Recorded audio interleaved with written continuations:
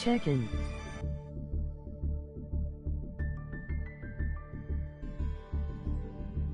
Check.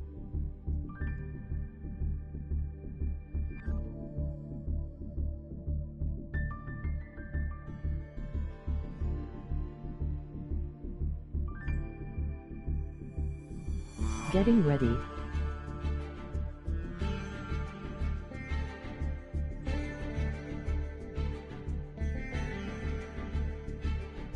Check.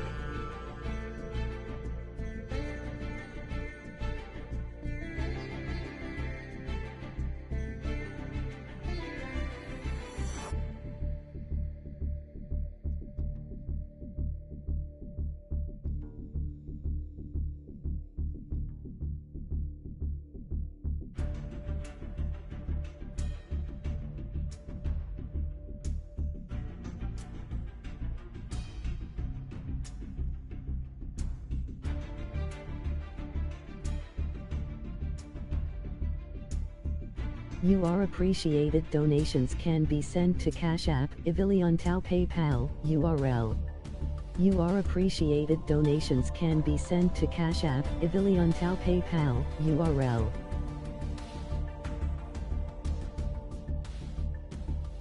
Please like and sub.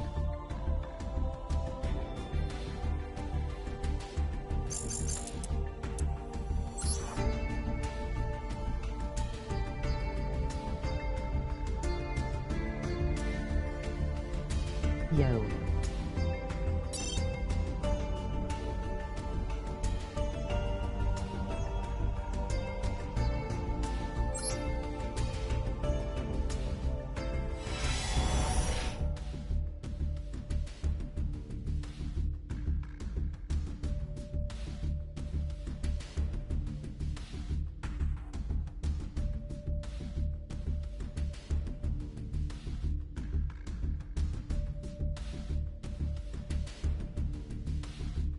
Noobs, what's up?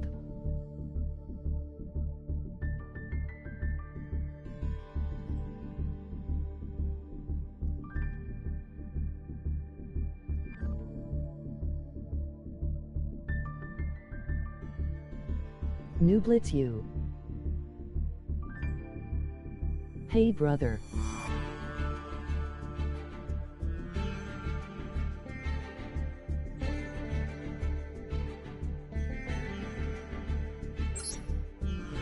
Nooblets74, welcome.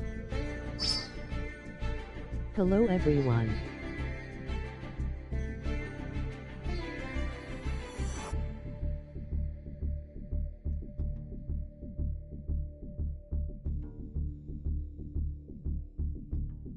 Okay. Objection, Your Honor. Nooblets, what's up, Nooblets? What's the objection?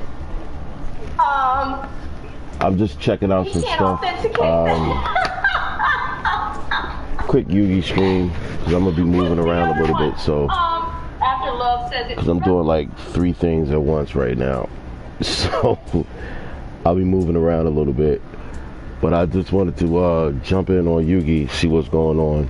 Get a couple of hands in. Hey, you know we always got to get our stream time in.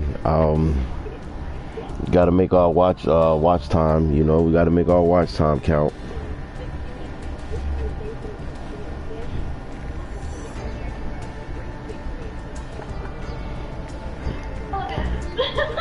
But yeah, I just seen this new pack come up, so I'm definitely getting it. The Stardust pack. I don't even know what's in it. I'll just take the cards and I'll sort through them later. I think it's 1 per person too. What is this?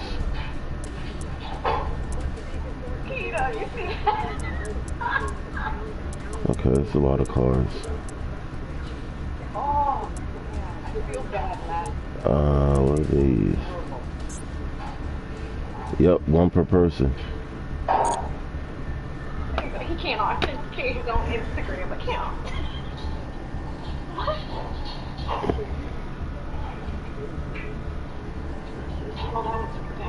Oh. Let me see. Noobs, you still there? Is your intent to show that entire thing with the... Are you checking your analytics on your channel? Do you check your analytics? Yes. Recognize it. Okay, cool. To admit it into evidence, and it is. How you looking on your watch time hours? Are you close, or did you make the count already? And its authorities announced on October 29, 2020, charges for the 12 most violent offenders operation. Like, I'm almost there. Or I should say Instagram.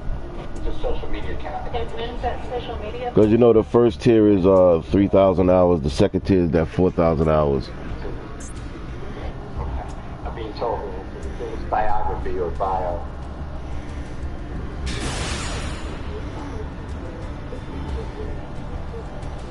I can't hear what he's saying, but... He's saying it's in the social media biography or bio of Mr. Copeland. I don't know the date personally.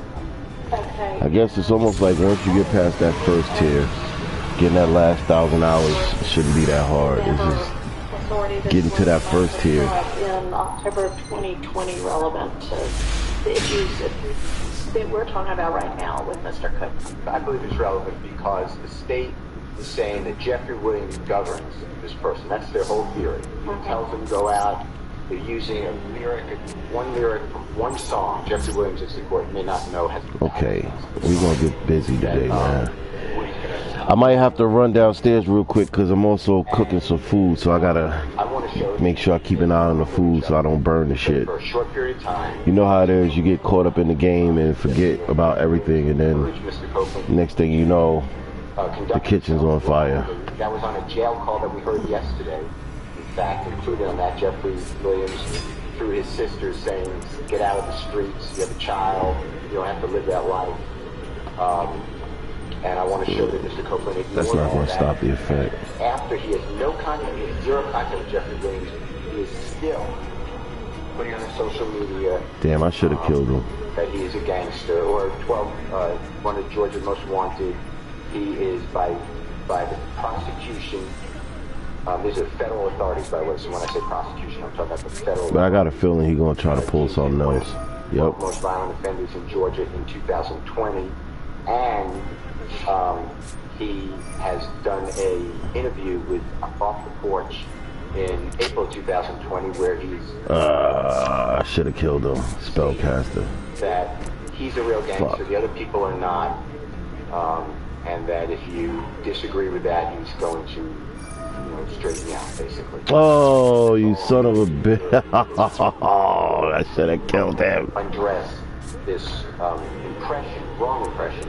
Oh, I should have killed him. Wrong impression that the state is putting up that somehow this man is all around Jeffrey Williams, knows what he says, knows what he's thinking. I should have killed him.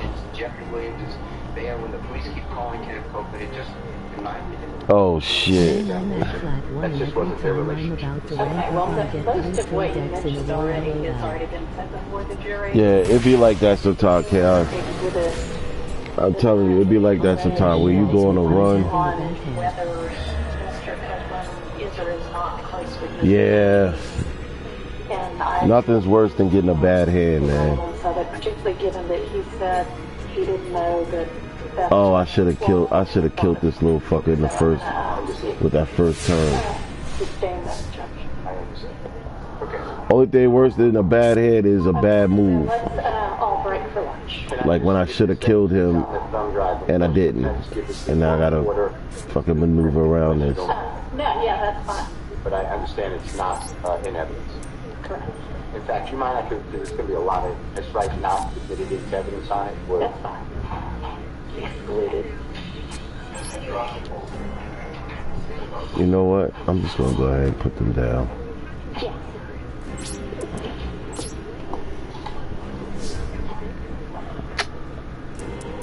Damn, he got, I should've, cause that's 3 cars I could use right now. He got me with that damn car destruction. Oh man, he threw a harpies out on a car destruction? I would have never did that. So in about an hour, we're all in a y'all get something to eat, I'll get something to eat, we're gonna come back and watch Brian. But wow, that was super thrilling to watch. I think I had caught, we are right here. I'm gonna come to Beacon Hall at 199. Because having a name like Brett is crazy. Oh shit, I did that wrong. I should have did that first. Damn it, man, pay attention, man. See, a lot of games that I'll be losing is because I'll be screwing myself. Thank you so much, Audrey. Since you're watching on the big screen, gotta make sure you see. Shout out to Tina G, the attorney up here in New York City, about 1999. She says, "So the state gave Woody for a crime he said he did, just so they could take down Young Thug for a crime somebody else admitted to. Such a lack of morals. I mean, she's spot on. Like, it's crazy." Shout out to Deborah with the $2.99 sticker. Thank you, Deborah. Shout out to Dylan with $4.99. Says Phil with the long stroke. He's been doing it. He really is. Shout out to Mars with $1.99. He says, "Why are they trying to stop the flow?" I don't know. Shout out to Bambino, $4.99. Says, "I can't be the only one who thinks what he did what. Why did he rush to the police after the murder if he wasn't progressive?" I'm screwing myself on this one. I think it's great. Speaking of that, where are y'all at? 32% of you guys say that. 26% of you say threatened. I screwed myself from the beginning. You have to see. Yeah, I'm waiting for the energy drink to kick in. I'm going to get it this lunchtime, but I might have an update for y'all on. Damn it, man. This would be a whole different game if I just played one card in that first hand. Oh my god. Here we go with the bullshit. Shout out to Rosen 85. Big Pepto Bismol is not liking this to the state. For every 2 cards in your extra deck, send 1 card from your hand or extra deck. Have to get ready for Hawkeye's lagging one going in. Shout out to Global. What?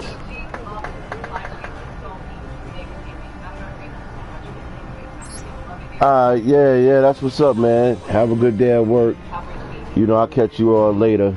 Unless I go fishing later, because I might go fishing again today. But if I do go fishing, I'll be live streaming it. I've been doing my fishing streams, and they actually been going pretty good, so. How many cards it said? It said 7? 7 cards. What the fuck? Shout out to Global Business Supply Chain.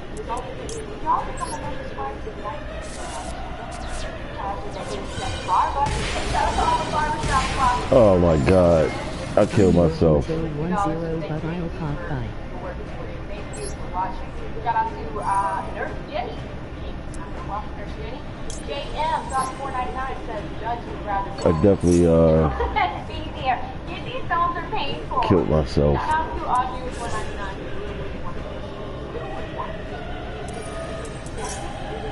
Shout out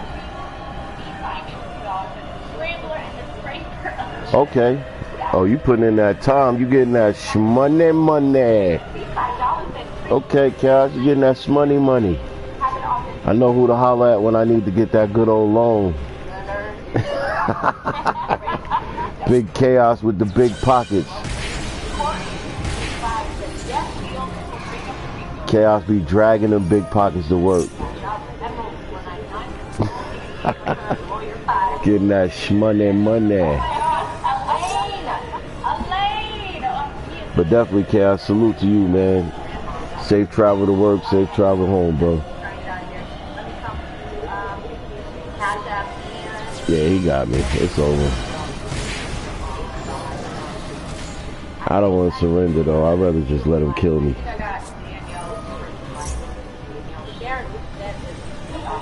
Oh, shit. And I got to remember that I got some food cooking right now, so I got to remember I got to run downstairs to make sure I check on the food. Yeah, he got this. All because of one fucking wrong move, man. Shout out to Nosa with the dollar says YSL Steel on Croft second floor for doubt. He already has 100%. Nosa with another. Come on, just kill me, man. Why you gotta do all this extra shit? I'm glad to hear that. I'm so glad to hear that. Shout out to Kelly Kell with the $20. She says spreading some love because I landed a 2L summer position paying that big law money. And I had Like, damn, yo. And I spent a lot of time with you. I love watching you carve out your All because I made one wrong move. But fuck that. That's not how we gonna start this shit off, man. I'm not gonna be here for a short period of time and catch a bunch of losses, man. Fuck that. And I'm not gonna switch this damn deck. I'm gonna do what I've been doing. I'm gonna bust their ass. Well, I might switch to one other deck though, because that deck got some attack monsters and heavy hitters in there, so it plays a little different.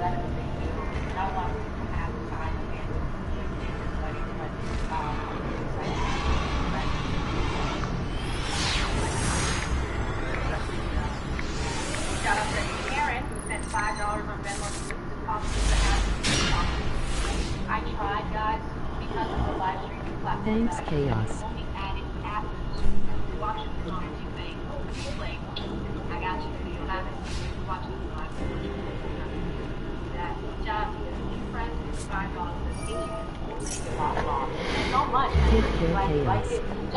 Yeah, I'm not gonna. I'm definitely not. Oh yeah, definitely. $20 Venmo. She says my down payment for Wet Wednesday tomorrow. Salute to Big Chaos. Thank you for all your hard work. Really appreciate you, Jen. I hope you are enjoying this content. Chaos, he getting. What you mean? Thank you so much. He getting that. Hold on, let me show you what he getting. What Chaos getting. This is what Chaos getting. I apologize. YSL is feeling so much. I appreciate that. And then that brings me all current. We're all up to date on this side. All right, guys. What? I surrendered. I didn't even go. Yo, I don't like that timer, man. I don't like that fucking timer. Log in right now. I don't like that timer.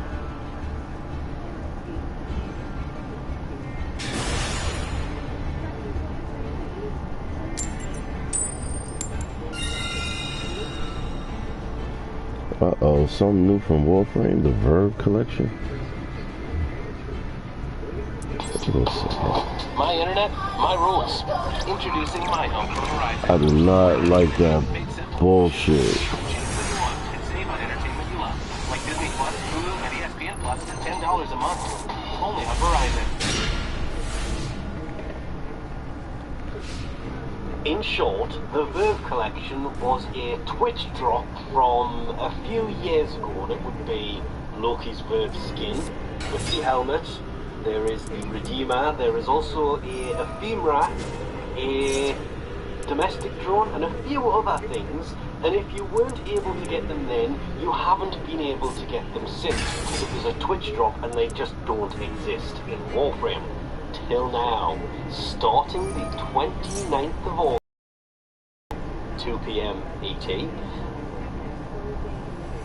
Loki's Verve skin, the Verve sigil, the Verve emblem. It'd be nice if they were all present in the image, but never mind. The Redeemer skin, the Sandana, the Ifrit Kubro armor, the Verve. Oh, I don't think I got that one. The Verve stencil. Really? The Rapido skin, the colour palette, the Tigress skin. What is going on, man?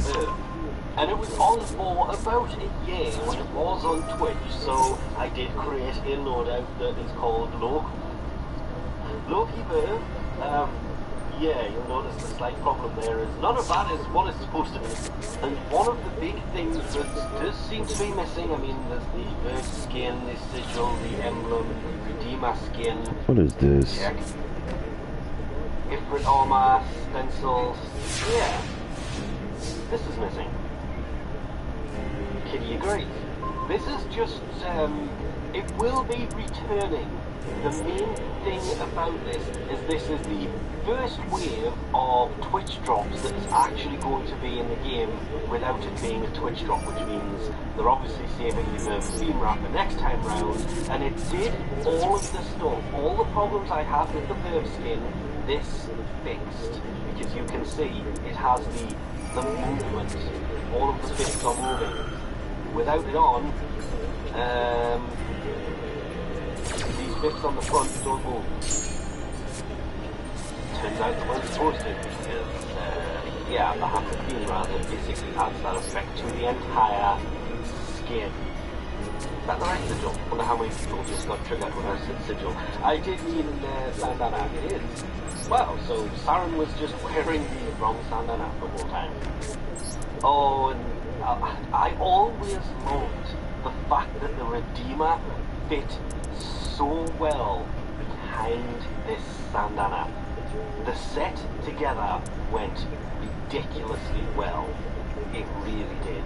The Preeminence Tiger skin, I believe. Oh shit, I forgot they can attack directly. Does fit very well with the actual look of the Verve stuff. And the Verve armor for the Ifrit armor. The Ifrit armor is one of my favorite ones for Kubro, and this, yeah, actually suits it very, very well. The reason my brain was on about sigils earlier is there is the Verve emblem on the shoulder. Two of them, in fact. But there is a Verve sigil that doesn't look too bad at all. Then there is also the, yeah, I typed that wrong. Prominence sigil that matches just that little bit better because it matches the colours, but I couldn't bring myself to actually take that one off. It is, all in all, a really nice. Damn, he can act. And Ouch. He can attack directly. Actual frame. It did originally come with a free Loki, but this time round will just be the skins themselves. Same with that sucks. Hence the reason it is unranked. Yeah, I don't care about that.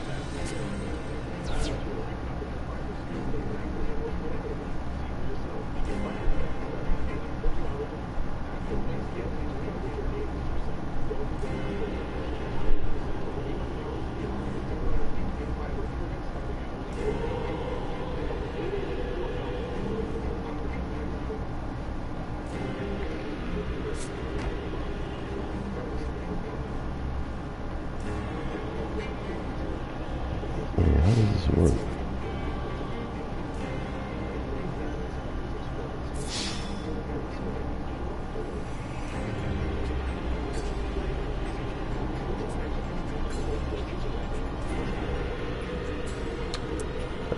He gets to attack directly. He sucks.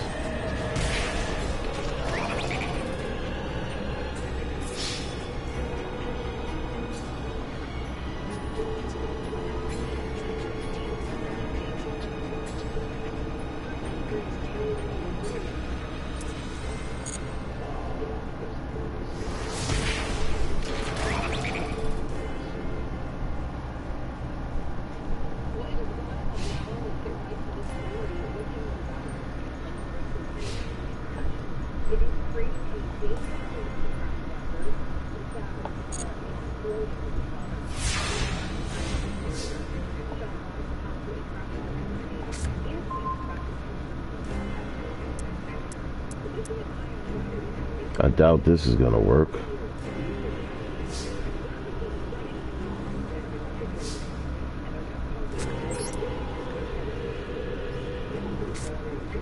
Because he's unaffected, right?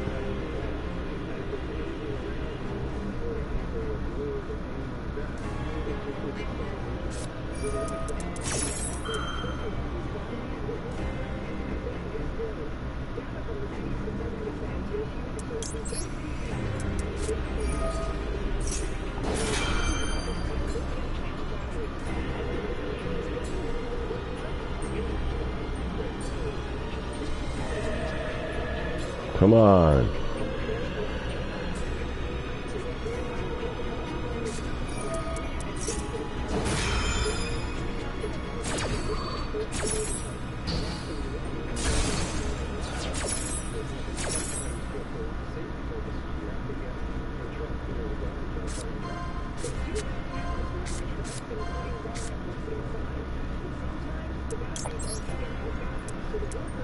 What?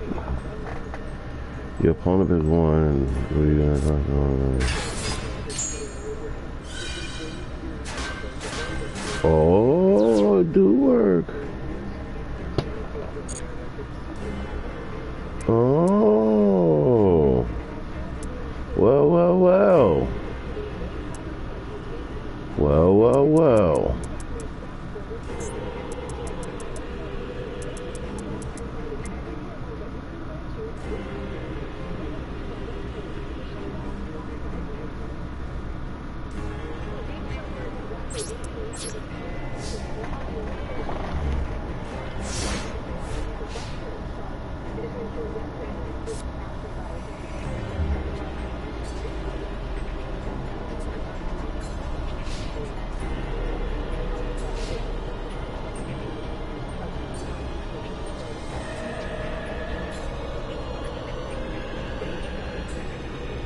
Well, well, well, I should have been did that.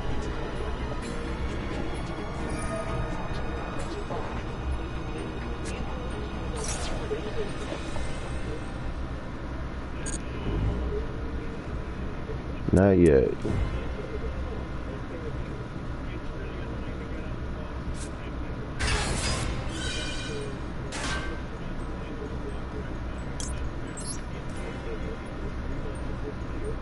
Oh, is that gonna work?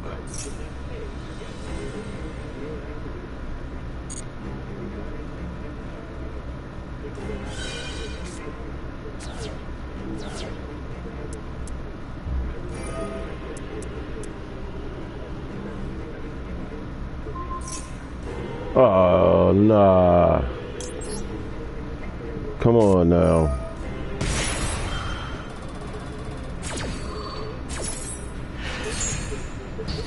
Yes. The fuck out of here.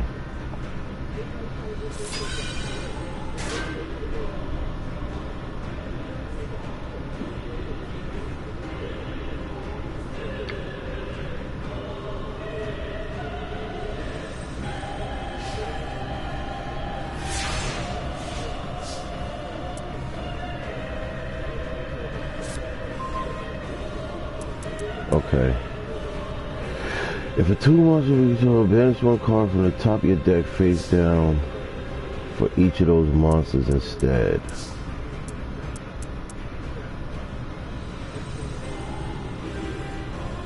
Oh, it's gonna be risky.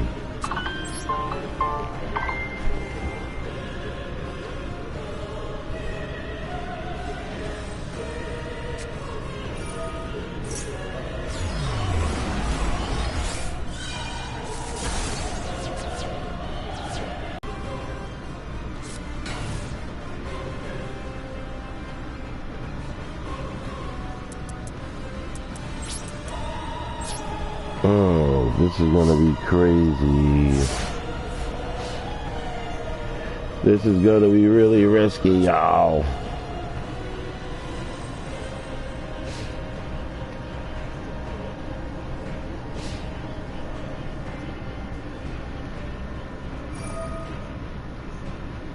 That can't work.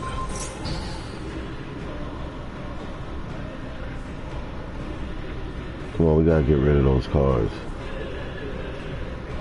We must find a way to get rid of the cards.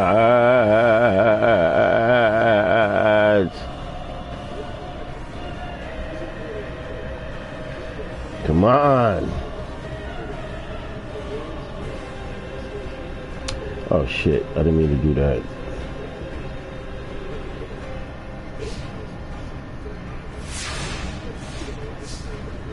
Come on.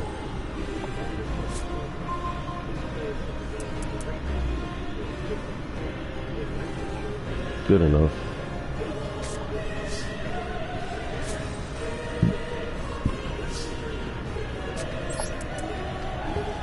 Good enough, good enough, good enough.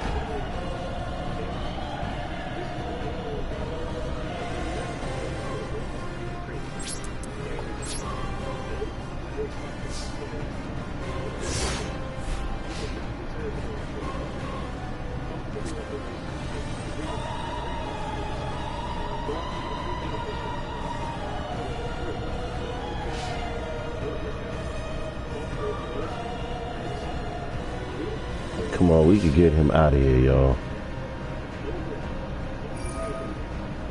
2 hours ago. No, you can't do it. Father knows about saving money. Everything I'm wearing, I've had since boot camp.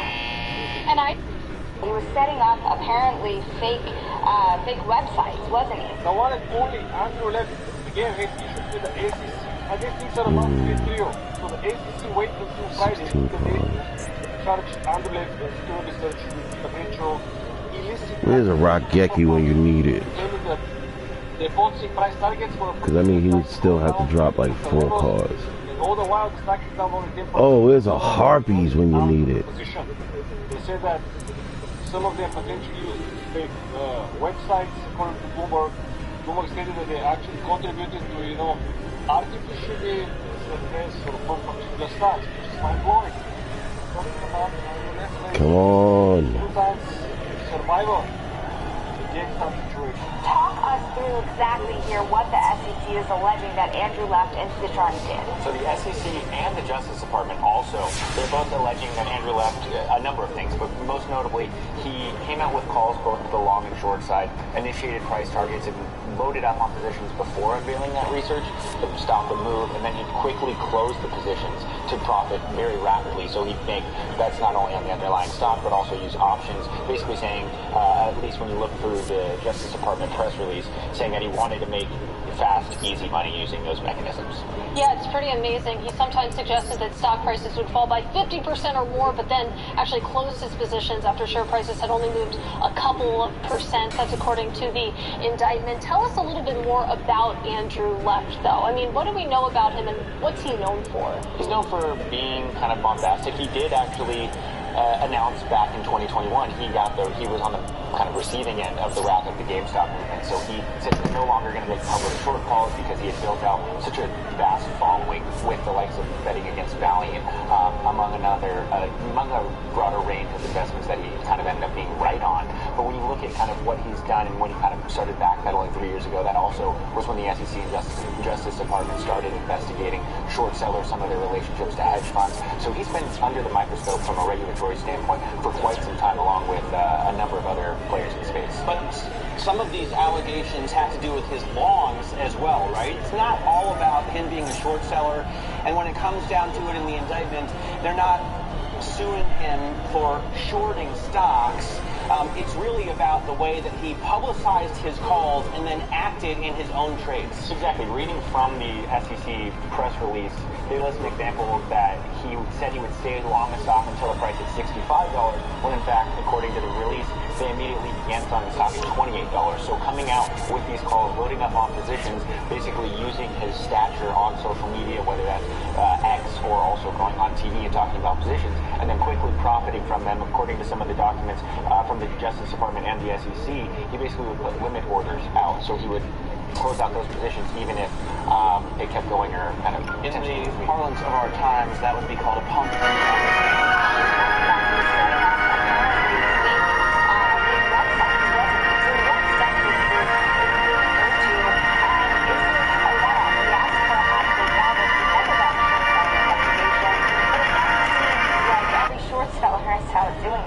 No, well, there's a lot of skepticism around short sellers, and that's kind of the last point. Misaligned kind of allegations where you come out with kind of this call that a company should drop 60% and you're going to hold on to that short bet, or do you close out your position when it drops 10%?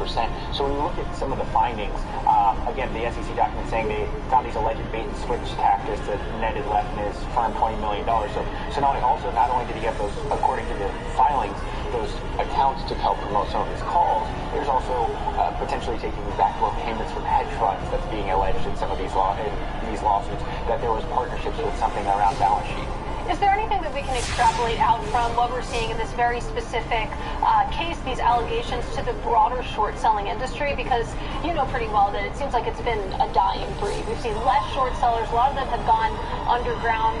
What's next? No, I think that we're going to be closely watching to see if other prominent names that were part of these investigations are going to be facing similar lawsuits. Because, as you mentioned, it has been a dying breed. You saw Jim Chanos pulling out from short selling and closing that fund. You've seen a number of short sellers who are pretty prominent, either making less calls or just kind of going after smaller companies, whether that's Chinese firms and tiny operating firms that operate offshore, as opposed to some of these bigger names when you're targeting the likes of an Adani Corp, which is what we saw with Nate Anson and Nipper.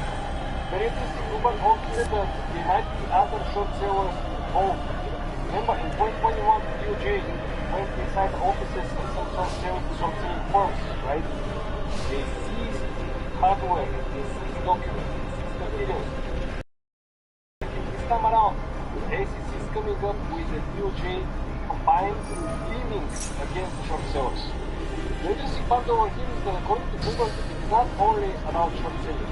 It's about shorting stocks, going long stocks, making profits without informing investors or people who are in the reports that they are no longer holding the position.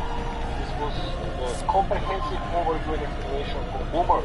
And guys, we've been sharing plenty of interviews with Andrew left here on the chip. Cool. Grandstand there.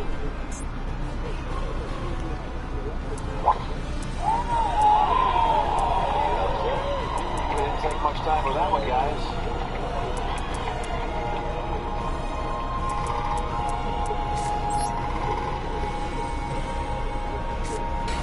My grandpa took me to driving range when I was 2, and I don't remember a whole lot from them other than I loved it from day one.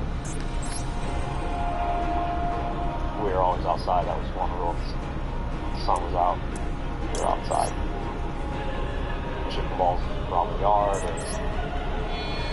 or outside a dirt bike. Some other side came from my dad. We raced walks. We were professional.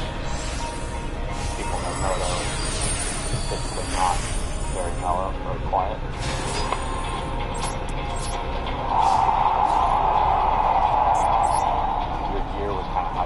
Stood out or made yourself look different out there. Just like racing background area in California. Colors last spot.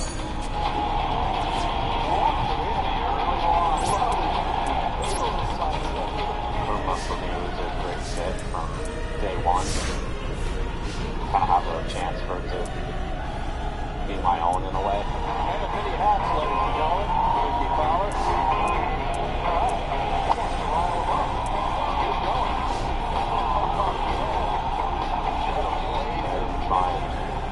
Be like anyone else or copy.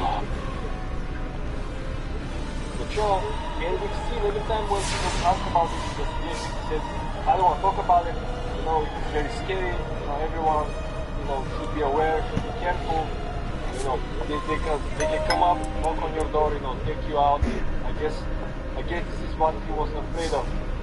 Again, ISIS is very, very smart. Doing this Friday, when the market couldn't react. Again, there will be speculations. Is this part of the involvement of GameStop or some other short squeeze stocks? You know, we're waiting to get the full release of the securities report involved or the regulators suspect that it was involvement in these stocks. Right? It's very, very, very. You know, the guy's very interesting. The situation around him is very interesting. And also, Bloomberg said that he might actually have received something from some hedge funds. For what? They don't know. I don't know, writing articles or messing on their behalf or insulting them, I don't know. All the speculations from Bloomberg sound very, very different. Something that you don't expect to hear or to see, right? The guy was all over the news speaking about the entities, speaking about, you know, people should look where he gets the money, $300 million. And all the while, he knew that, you know, this guy will be in this position now with the agency. It's interesting also how Bloomberg confirmed that, you know, it's essentially a dying breed, the short sales, the short selling of the stock market. And this is what most of these, you know, claims are not only coming against short services, but also going on the market, which indicates that all of the prominent short sellers can shift their strategy from being active short seller to long short or most likely long for that particular short position. I don't know. Let me know what you guys expect to be the end result. Again, we haven't got anything for the last 3 years. So if it took them 3 years, right, so far for this company, Citroen Research, for this particular trade, and the Bloomberg expects even more short sellers that were part of this investigation. I think it was like 20 plus firms were part of this investigation in 2021 from the DOJ. So if this is the first firm, imagine this is like a chain reaction of like another like 5, 6, 7, 10 firms, right? Thrown out on the end of August. So it will be like complete destruction for the short sellers. Who in their right mind will keep shorting stocks when they see what the heck is happening? If it's just like one company, one situation here with Citroen, probably they will say no, probably I don't know. But they won't be trying to boost the public exposure, that's for sure. They will try to stay low. And again,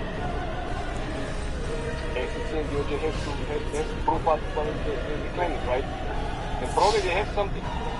Probably, I don't know. Why would they even build up the case? SEC lost so many cases this year against crypto firms, like against some of the stock market participants, right? Funds, private equity. So they don't want to go ahead and lose another battle.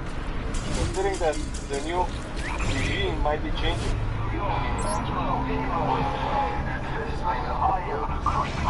That's some bullshit.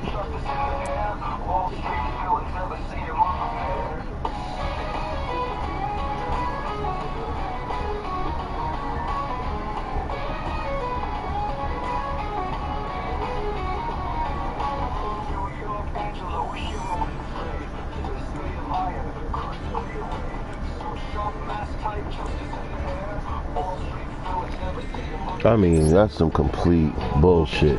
I'll be right back, y'all. I gotta go check on my food.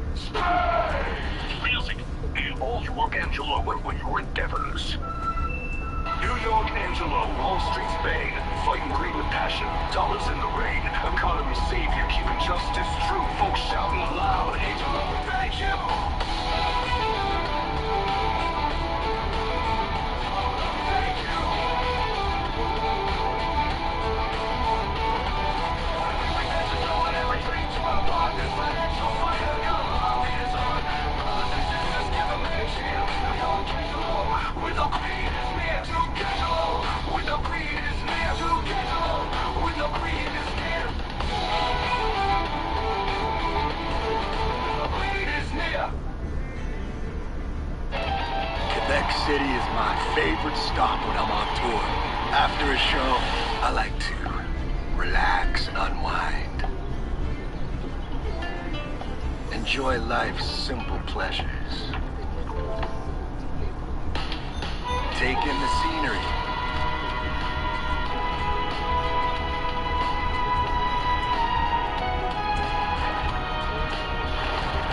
Sometimes, I even step out of my comfort zone.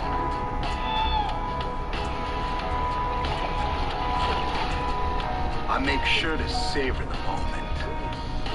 Oh, and treat myself to a little souvenir. It's where I reconnect with nature.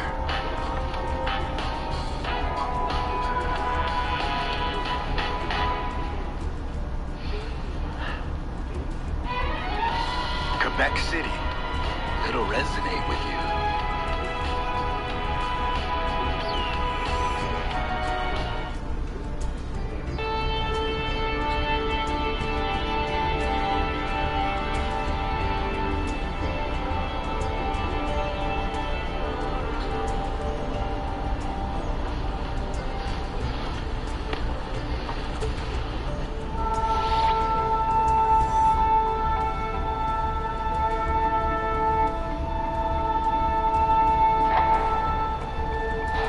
Back in 2013, I'm at a hockey game. The game goes in overtime. I leave my seat to buy that last beer. I discover that it's about a 40-person line. Of course, a game-winning goal happens. The horn goes off. And I thought to myself, number one, I want to know how long lines are. And number two is, I want organizations to handle crowd management way better than they are, because as of right now, they're just barely scratching the surface. I knew I had something in my hands. Hey, this is I started to talk to literally everyone around me, and I mean everyone. There's two sides of the business. 50 times a day, 100 times a day. So here I was, a guy with no background in technology at all, creating the idea of a new technology company. The way wait time works is we mount cameras directly above anywhere where there's a line of people. We take the video feed and we process that on a server that has Intel processors inside to help us run more efficient. We're going to anonymously track by our patented AI algorithms the difference of pixels 24 times per second. CPU, not GPU at all. And one API is a tool set that Intel has that allows us to blend into pre-existing infrastructure in a very cost-effective manner that allows us to be scalable and very lightweight. So I pitched this idea in front of a panel of angels, and then the floodgates really opened up. I was introduced to a ton of people, which ultimately led me to Intel, which of course was an absolute game changer. I think the first time I had even heard about wait time was that they were innovating something that hadn't been innovated in 30, 40 years. My dad's influence, it's major, right? He's been one of the biggest businessmen coming from the athlete side. His due diligence was second to none. And so I picked up a lot of that, just trying to be as inquisitive as possible and figure out what makes the startup tick. From what I've learned in being an investor, definitely product's important, innovation's important, but really people are super important. And Zach as a founder, I was really excited about his tenacity, his drive. It just made a lot of sense. Okay, so now I have the technology. I have the investors, plus Intel's backing. Now we needed a way to deploy this in the market. After a long string of meetings, big venues started to actually pay attention to us. We attracted 3 million customers a year. We've never had a way to count people in and out in real time and wait time to develop their solution. So now we can use that data to decide whether we open catering areas earlier, deploy more security people, mobilise transport. We see tons of opportunity to be able to use his technology to reduce queue times. It helps us manage our operations smoother, which in turn means a better customer experience, which drives higher revenue. So when you think of the software Zach has, the compute and the power that Intel brings, and then all the cabling, the connectivity, and the power to make that solution work end to end. We have over 50,000 partners that pair up with Intel and wait time to turn the reality of that solution to life. We're always going to be working on our technology, and that's really where the partnership with Intel is so important, because they help us push what's possible with our technology to not only optimize it, but to innovate and add to it as time goes on. You might have the best idea in the world, But if you don't listen to people that have achieved success in their life because you have too much pride, that's just going to be another fallen idea.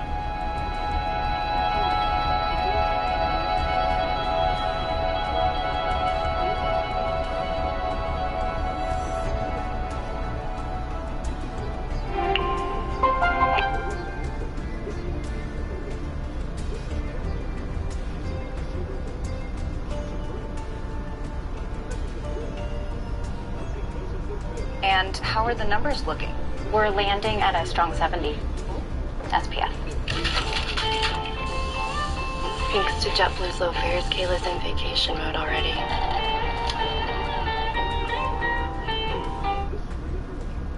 Building software for documents sucks. But with Anvil's Document SDK, it doesn't have to. Now y'all know better. Somebody in chat said, "Is Yoda a Muppet?" Now what did we just? Now you're just messing with me. Now you're just trying to. No, you know he's not. What did I just say? Damn it! Have y'all not listened to anything I said?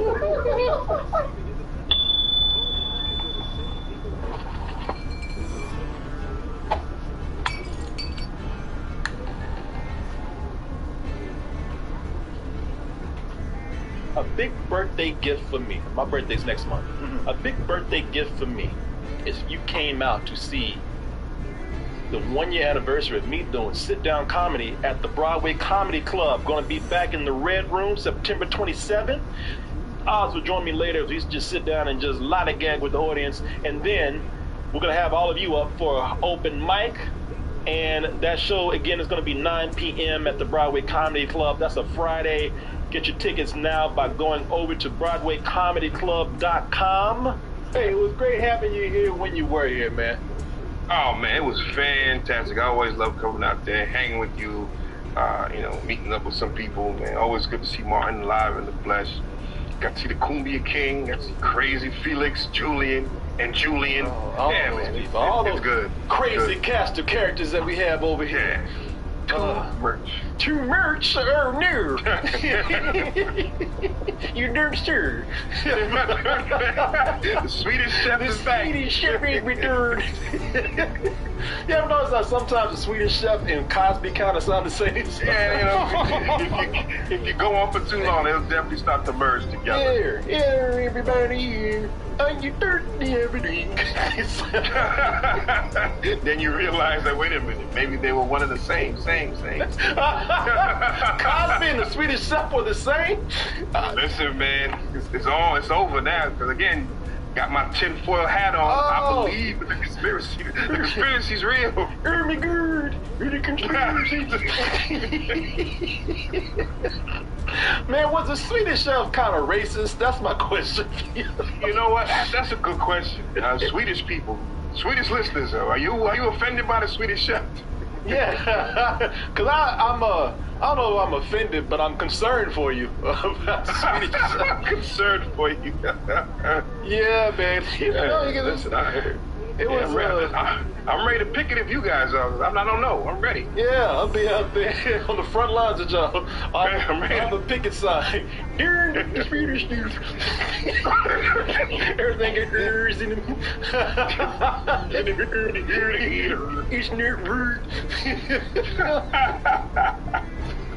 Oh man. That is the question.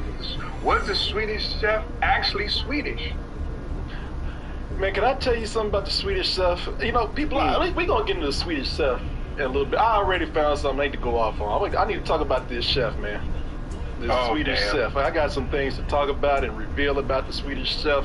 I got some things about the... You look crazy like whatever you going to say, I don't think it's going to surprise you. And I really probably should not. But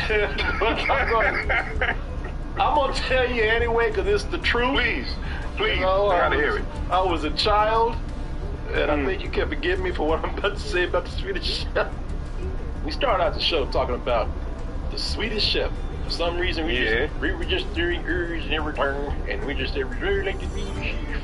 And so this man took a little bit too far. Yeah, it was crazy. We were having so much fun. Him and Oz and I would just, and he came up with, I was like, that's just offensive. That is just offensive, sir. Oh, man. Try it. Do better. I would expect more out of you. But what I'm about to tell you is probably no better than what you did. It's probably a whole lot worse. Oh, shit. All right. So everybody knows the beloved Swedish chef from the Muppet Show, and I grew up with the Muppet Show. I love the original Muppet Show, and this is if you haven't heard the Swedish Chef, or you're not familiar with him, or you just need to hear him to refamiliarize yourself with him, well, here's the Swedish Chef right here.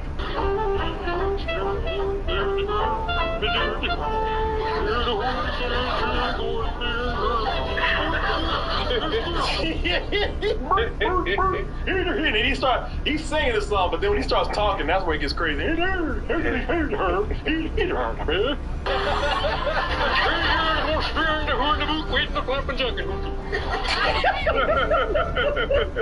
What you say?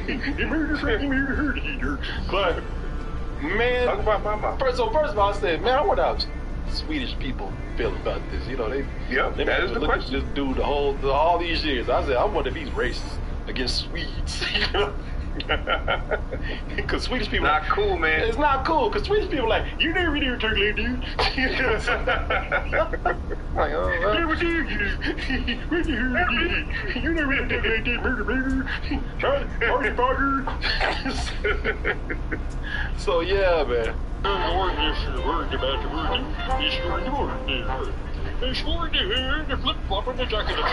gonna tell you something that's offensive.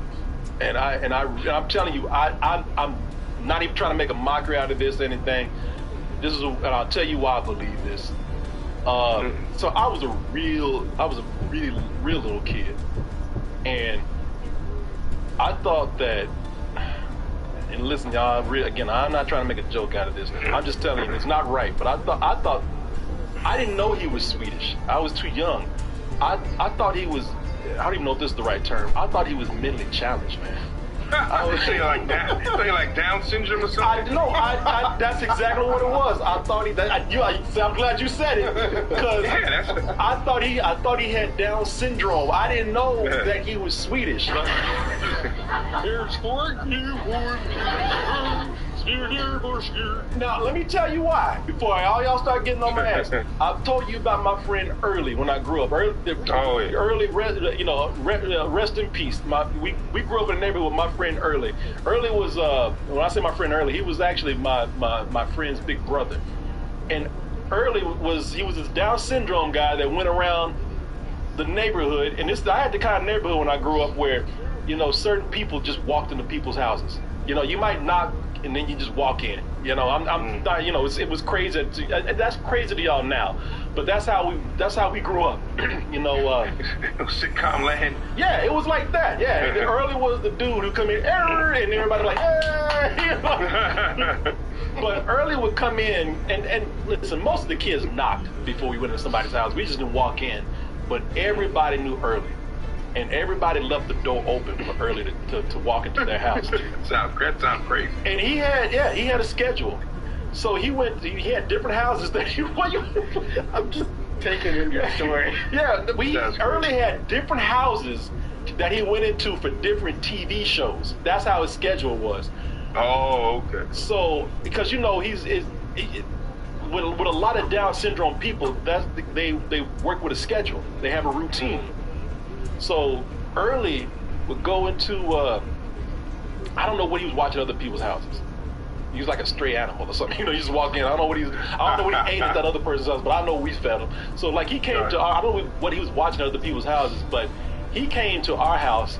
There was one year he came to our house every day around 6:30 on the weekdays, and he came in to sit down and watch Sanford and Son in syndication. And then when Sanford and Son was done, he'd get up and leave. And then he would go watch another show with somebody else. That's crazy. This sounds awesome. Yeah, no, it was a crazy neighborhood, but everybody just let him in to watch these shows. And if you didn't let him watch the shows, he'd throw a temper tantrum, because that's what he came in our house and had a chair, and I was a little asshole, man. I would sit in the chair that he wanted to sit in, and he would come in, and that is kind of why I associated him with the Swedish Chef, because when he talked, especially when he got agitated with people, he kind of sounded like that. So he would come. I was sitting in that chair. I was a little kid. I was sitting in the chair, and he come in. What are you doing? Why are you sitting in the chair? You know what I'm doing. And I would just sit up there, and I'm sitting here early. I'm gonna come in. Kari! Let him have the chair. Get off. Quit being a dick. So yeah, man. So when Early talked, he sounded kind of like this. So I just thought that the Swedish Chef just was like Early. I thought he had Down syndrome. Wow. I didn't know, because he sounded like when Early got mad at me about the chair. Hey, what are you doing in the chair?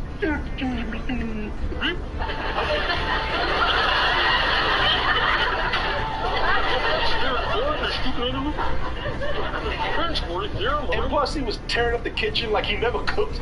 That's why I thought. Right. He never cooked a meal. The kitchen was always destroyed. The kitchen.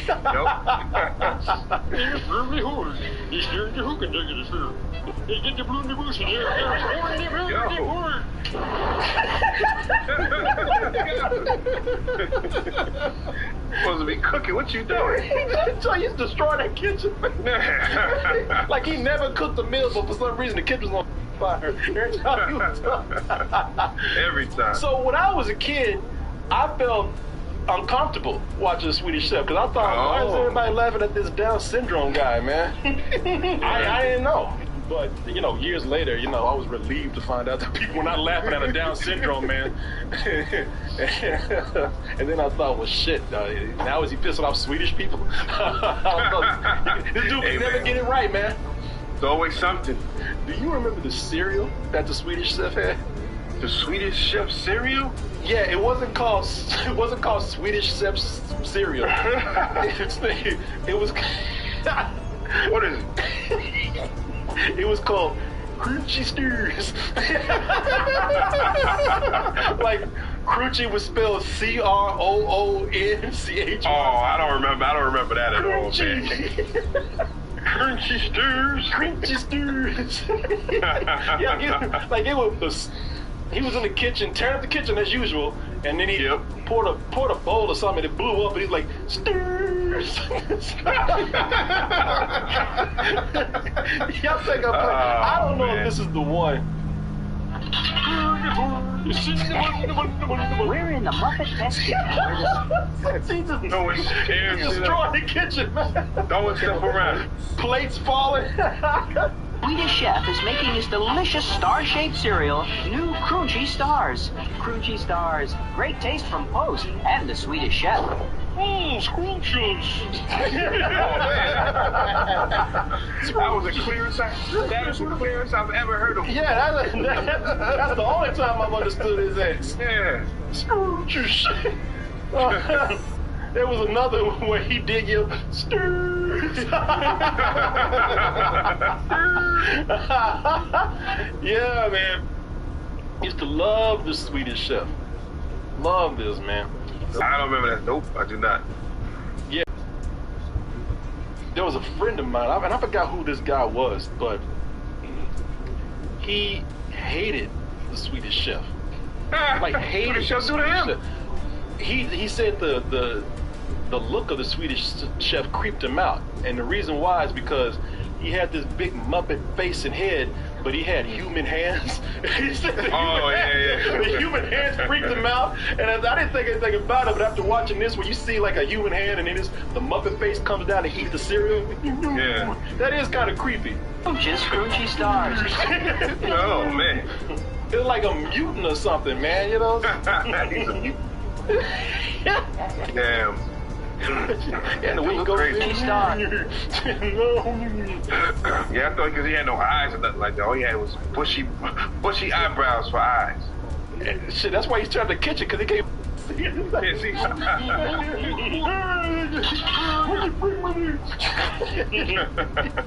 I used to love when he came on, but I remember I want to laugh so hard because I thought I wasn't supposed to laugh. Right. Somebody said Nightmare of You is the Swedish Chef. Yeah, who was your favorite Muppet, man? My favorite Muppet back in the day? Oh, man. I like Snuffleupagus.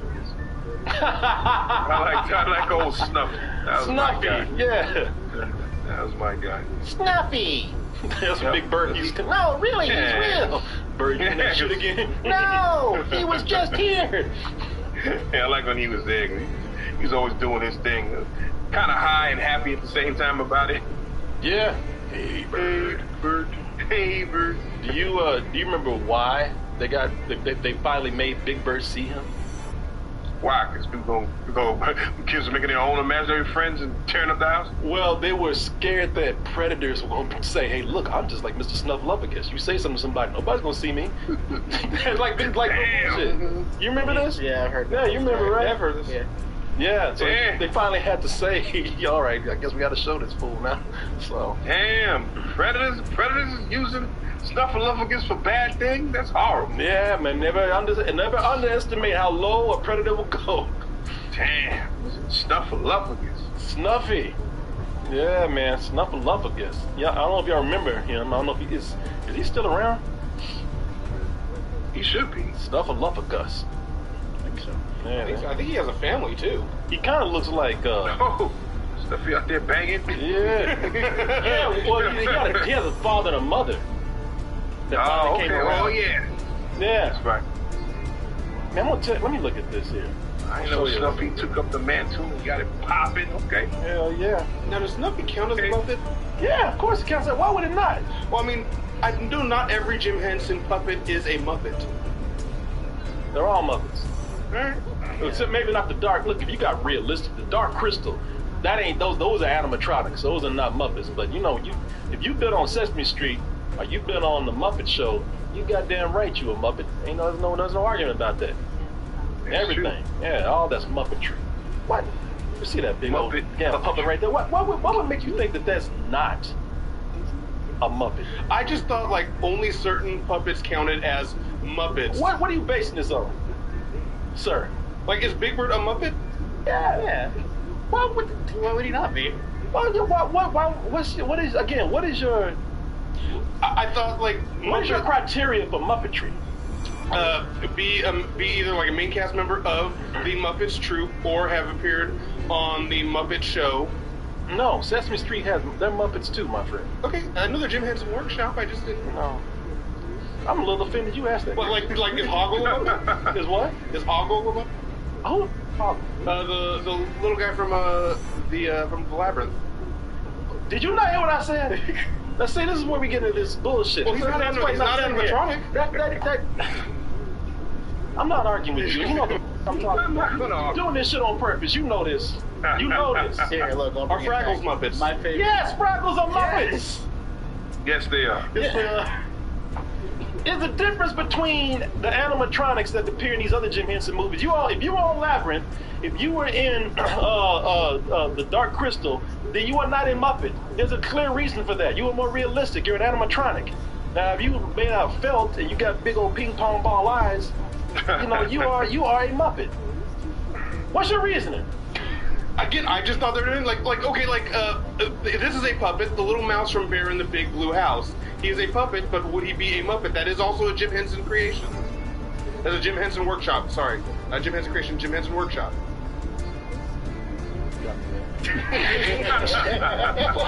God damn it, you. Babe, I'm buying this umbrella. New blender. How about side chairs? Cutting board? A bar cart. Love it. Budget? Bed Bath & Beyond. All things home, all online. BedBathAndBeyond.com. Jesus Christ. Should have known you paid too much attention to this kind of shit. You and your logic. Okay. Well, the real question is, Corey bought a Muppet? No, he's not. No, because he's a cuppet. Corey Coleman puppet. He's a cuppet. And I just made that shit up. I just making shit up. All right. I just made that shit up, but I'm gonna go with it. He's a cup. Don't you ask me Not you, but somebody in chat. Now y'all know better. Somebody in chat said, "Is Yoda a Muppet?" Now what did we just fuck? Now you're just messing with me. Now you're just trying to. My no, you know he's not. What did I just say? God damn it! Have y'all not listened to anything I said?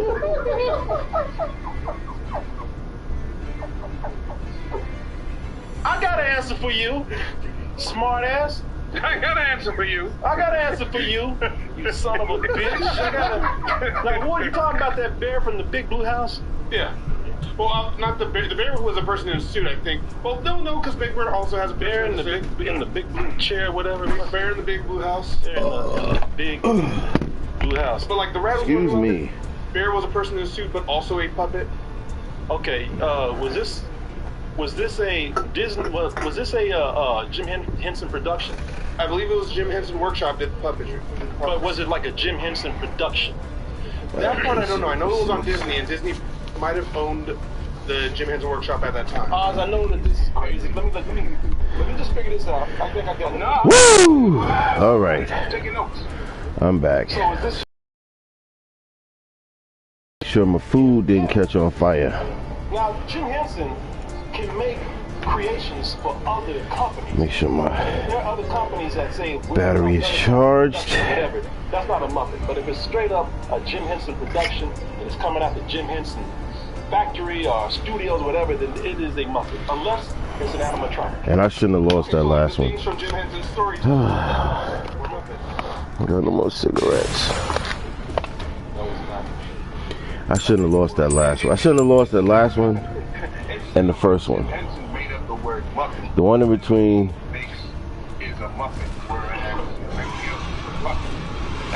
But I shouldn't have lost that last one. Is that true? He did. Yes, he did. He did coin whatever Muppet. Yeah, that is. So whatever he. Let's go. Whatever he creates would be a Muppet. Unless it's an animatronic. LFG. Oh, the casing started back again? No.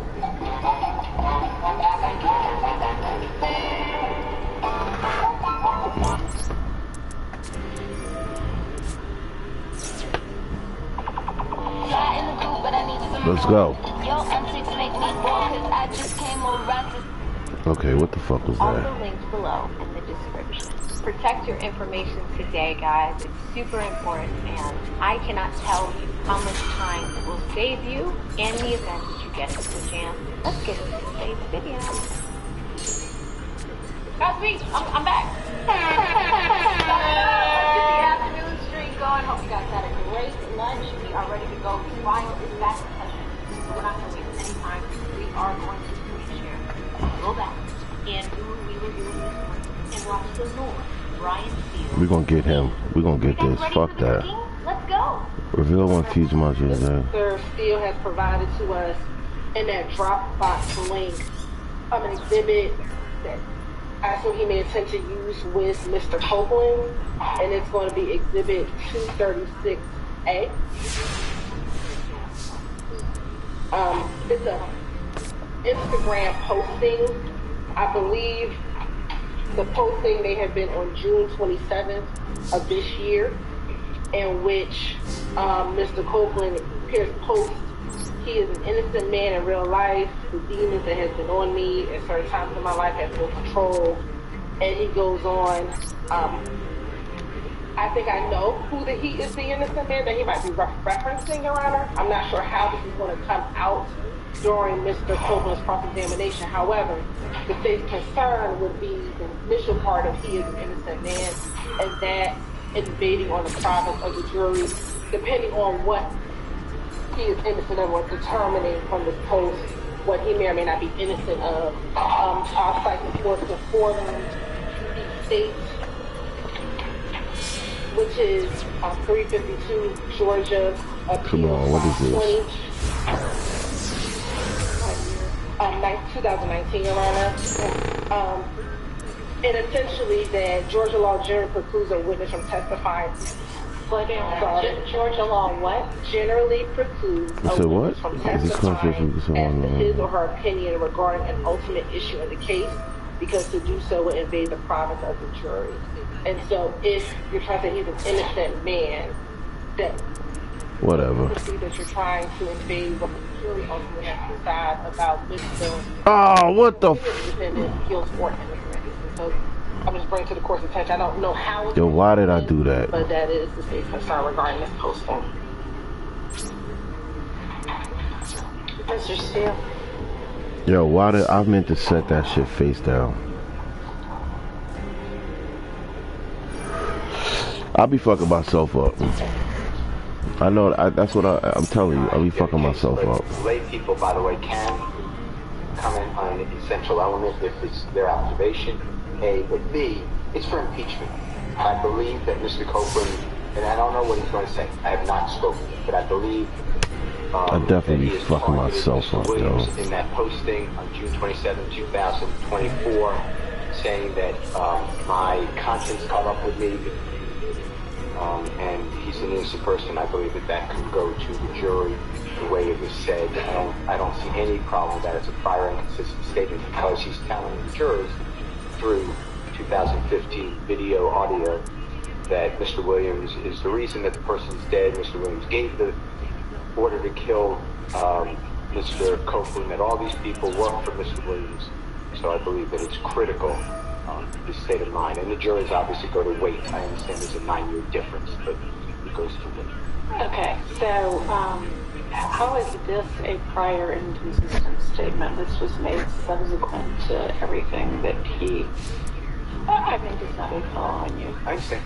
Prior consistent statement is anything prior to the trial of the case, but I can get you that. Oh, I did that so wrong. This is in the midst of the trial of the case. Prior to testimony.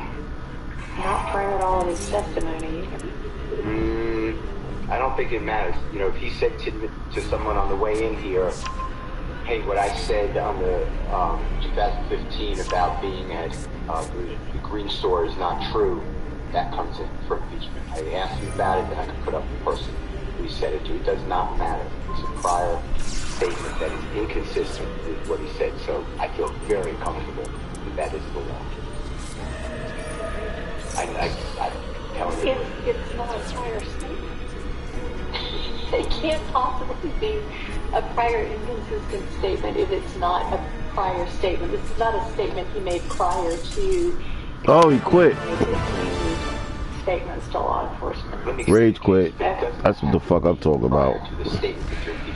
Alright, let's get on the roll. He made a prior statement on June 27, 2024. It's inconsistent. Let's get on the roll.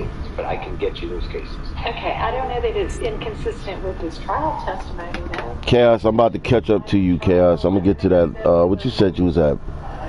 Plat 1? Platinum Tier 1? Yeah, I'm gonna catch up to you. So, this is not inconsistent with that either. Well, it is for two reasons, but I believe it's with Mr. One, saying that what he said was about an innocent person, which is different than I just wanted to get out. So I was saying some truth and some non-truth. Second, it impeaches his 2015 statements. He may do that. That's admissible, but let me get you a case instead of just me saying it's prior inconsistent statement. Let me just get you a case. All right. Was there an objection other than? Yes, I don't believe it's a prior inconsistent statement based upon his testimony in trial. He made this post at the beginning of his testimony. So he made this post, if it's on June 27th, he started testifying initially on June 6th, excuse me, yes, June 7th. Before the, and he testified all the way up until June 17th, prior to, that testimony not being included. And this is after that, on the 24th, which this is consistent with what he said on the stand repeatedly to this jury over and over and over again, that I lied on Doug hasn't done anything. I was just asking you, did you have an objection beyond or in addition to that? I didn't know if that was everything you were saying or... Yes, Your Honor. All right. And then, Mr. Sharp, did you have something?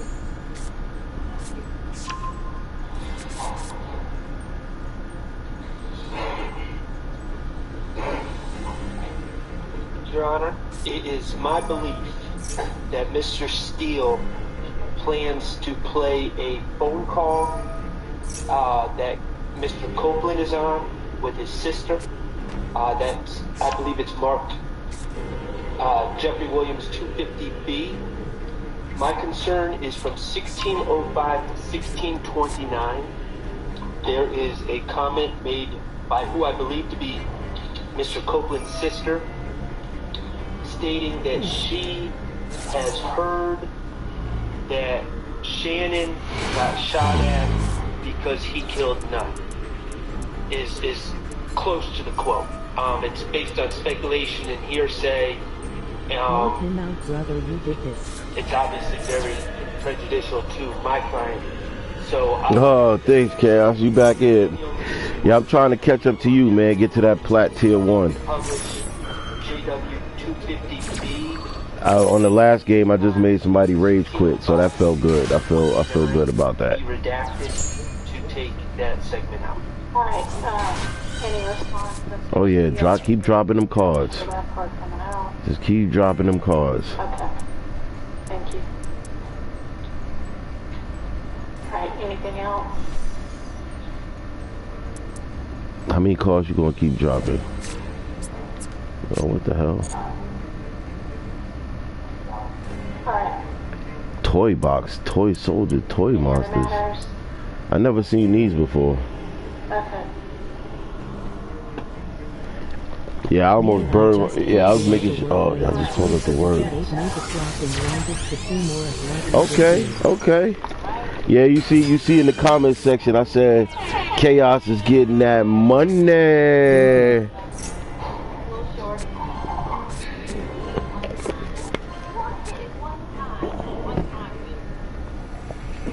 Hold on, let me put this in the chat for Brother Chaos. Yes. Uh-oh. Oh my God, Dior, you missed fireworks. Fire! To the choppers! Dior, you missed it! Chaos getting that money.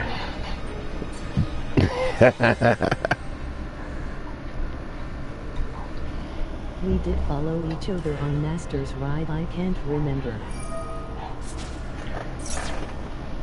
I think maybe.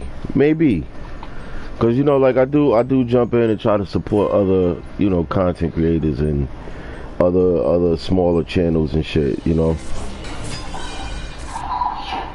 Oh, yo, look at that. That Harpies is gone. Got that Harpy. Yo, look how many cards he got off of this one turn. Oh, you see what else we got? Oh shit, got this one. Got Blossomy. Oh, got the Grave card.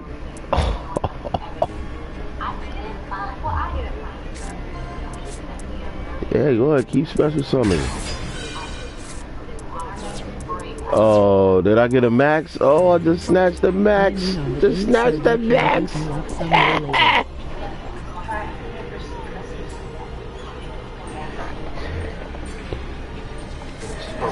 Yeah, definitely, Cass, you know.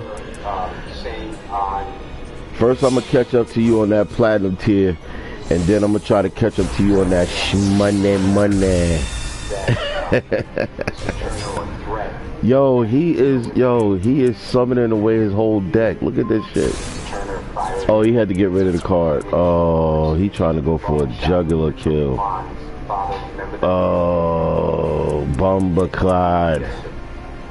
Wow, Bumbaclad 5,000. 6-5.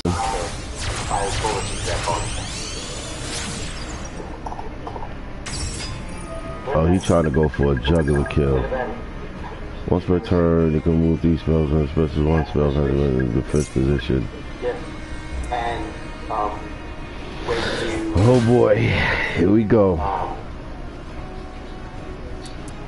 How many cars he got left? 13 cars. You know when there were people inside that barbershop at that time? Yo, if I was thinking the same shit, yo. Oh no, come on. Before you started to testify on Friday. Don't this shit level up or some shit? Ah, come on. I'm gonna ask you again, okay? Before when you first came into the Look at this bullshit. 14/2/2024, before that day. You remember telling District Attorney Hilton. I hate shit like that, yo. I hate shit like that. Oh my god. You know what's so crazy? If I had my grave card at the same time with that soul levy, and he lost that many cards and was taking points, he would have died. The other day, brother, was a good play. Yeah, man. Did you tell? Let me see something. I think I'm at 43 years. Damn, man. You and others admitting that you killed Donovan Tiger. Not Donovan Thomas. Damn. I hate when that shit happens like that. All I needed was one turn. Remember if I told her? Alright, let me go into this. Okay, we gotta stop you from getting a rank. Oh, they put me at first. Uh-oh, what time is it? 1:30. I gotta make sure I get this shit packed up and shipped out so these customers don't send me death threats.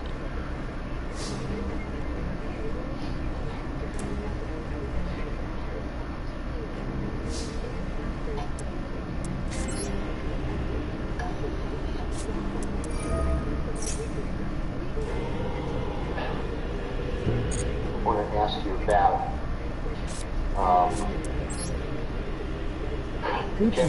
JW. Damn, I need to be able to get that card out, man.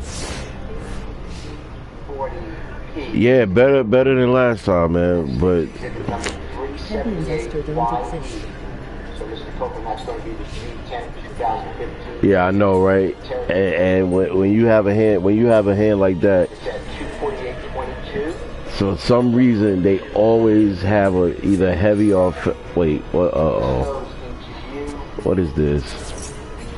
Stating Wait, I was about to say I don't get to use my max. told Deshaun is your child's mother. Like, right? Okay. But I was like, she got in the car. What does that shit say? Frank's house. Someone Blue Eyes Dragon Special Summit. Okay. Counted. She got in the car. He said, man, these ends just killed Nut, bro. She like, who? Special Summit, discard the Blue Eyes, then target when Blue Eyes is Special Summit. I don't know. He just got in the car and like, Is he gonna do it is the question. you know what I mean? They just told me that. Yeah. What you gonna do? What the F you mean what I'm going to do? I ain't got nothing to do with this SHI. Oh boy, here we go. You know, like we all... Here we go. Oh, got the Bloomy. I got Bloomy Bloom. Oh no, wait, Blossom. Blossomy Blossoms. Okay? I'd like you to listen to make sure I said that right. Yo, you know what's so funny? I don't know if you have this happen, but whenever you playing like the Japanese players and shit, their play style be so different, yo. I don't know what it is, but their play style, even certain cards they play and how they play it, it'd be so different.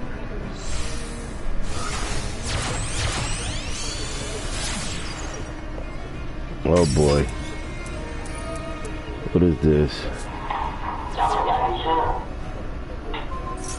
Oh, he want to get rid of the card. Oh, he want to get rid of the card.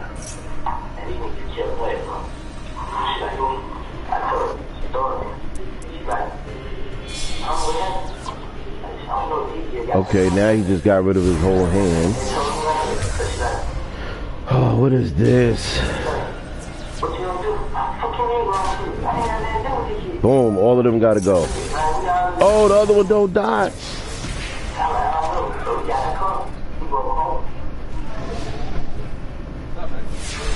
Come on. Cannot, wait, hold on. Cannot be destroyed,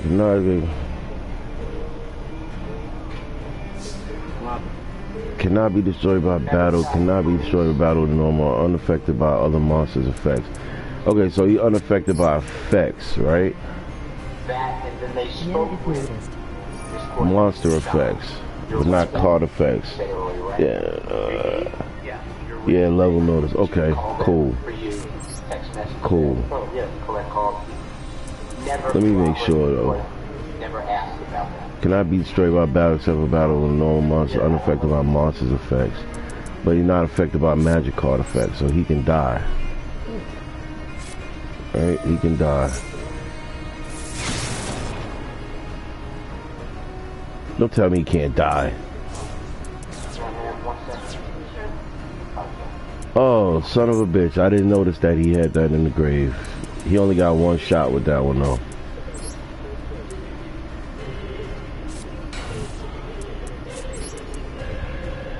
I really don't even play Yu-Gi-Oh. Should learn. Okay, there we go. Like, what do you need to focus on? Beating the other person. That's quite obvious, but like, to actually do it. Have a better card strategy than their card strategy. I think you got a good card strategy. The only way to know is to play other people. But get more cards. Nah, that's why this was better than the one on the phone. Chaos said he'll teach you. That's my little brother. Chaos said he'll teach you. Yeah, we old school. We teach you by beating you. Beat you to teach you. But nah, this one has a huge database of all of the cards. You know, here we go with the bullshit. What is he trying to do? Target one monster in the grave. Who is he targeting? Oh, you know what? He think I got another fossil on the field.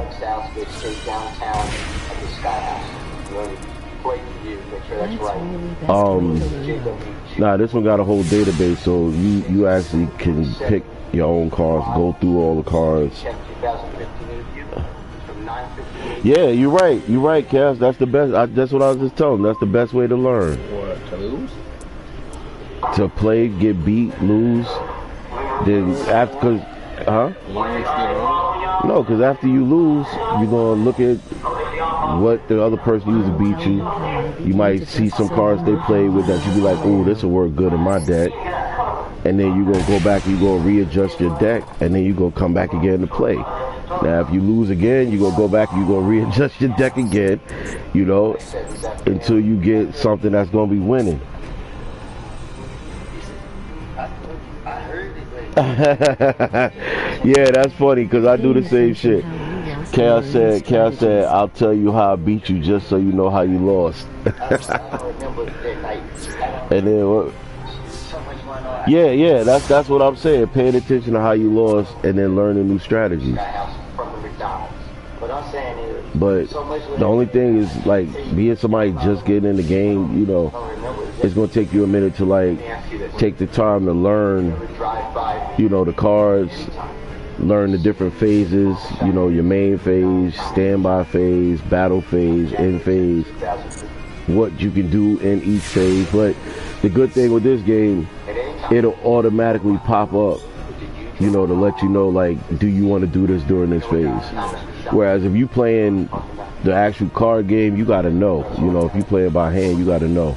But at least with this one, it's like, see how that automatically popped up to let me know, like, during this phase, do I want to activate this card? Yeah.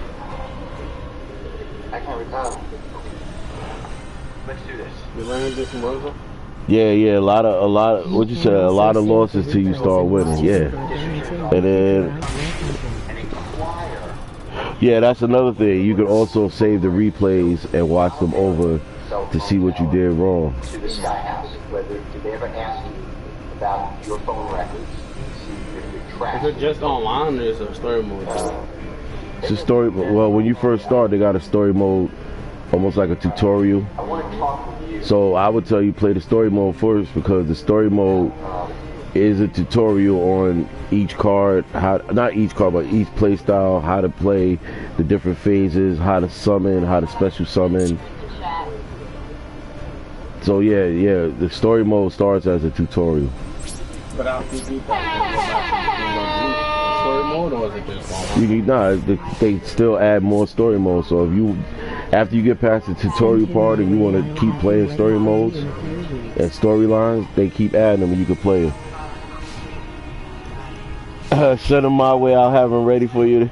I'll have them ready in a few weeks. I mean, if look, fucking harpies. I knew it was yo. He pulled that too. He pulled that. He pulled that card. See, and then shit like this happens. Somebody gets lucky. Oh, you pulled that card.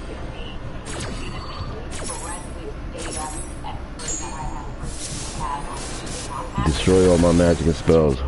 See, and then there's certain cards like that, like harpies. It's like 10 cards that is a must-have in any deck. That's one of them. Because that destroys your opponent's magic and spell card field. Did you learn anything from Rosa? Mm-hmm. I know you said you was going to look at some more information about helping her with the office site. So what do you mean, did I learn it? Learn what? Yeah, that's definitely. You just gotta let me know what day to bring y'all down there. Plus, if he starts now, they can still get the Soul's Earth structure back just by starting out and knowing someone. Oh yeah.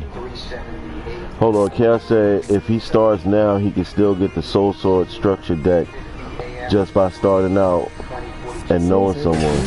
Soul Sword is good for beginners. Well, shit, if that's the case, I'd do that just to get that deck. So what do we have to do? Add him, or how does he get it from knowing someone? He's going to the same cross-platform as Cross-platform and global. Like this kid I'm playing is somewhere in Japan. Oh, he fucked up now. Or owned one of those cars before. You say no. You deny. Detective Thorpe said, have you been stopped in an Infinity before? You said, he might rage quit after this. He might rage quit. He said he has to start the game and put in a code that you get inside your friends list on the green box. Okay, I'm gonna look on mine. I'm gonna look on mine later and see if I can find that. You know Morpheus plays too, right? Yeah, my boy Jermaine that used to be in the backyard with us. He still play. 2 other people, right? But because they got their work things during the week, we're gonna start trying to link them up on the weekend. And she got an ugly little Malibu, like 19-something. Detective Thorpe said, yeah, he might rage quit. Dodge Charger. You said yes. Detective Thorpe said white. You said yes. And he already used the harpies, unless he got a heavy storm. What color? Detective Thorpe said it is gray. You said don't drive no Nissan. Detective Thorpe said. Oh, Cass, you should have saw the other night. I wasn't live. I just played a quick game. But bust how I had the person. I got 2 lava golems on him. Because he had 4 monsters. So I hit him with the first lava golem, and then on the next turn hit him with the second lava golem. Oh, that was crazy. He was pissed. Oh, rage quit. What I tell you? Oh, hold on. Let me make sure I clip that. Let me clip that part right there. Oh, let me clip that. I knew he was gonna do it.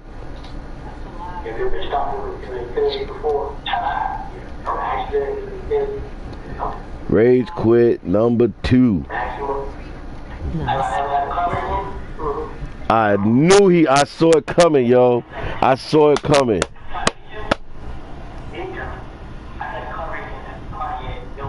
Yo, that's how my little brother is though.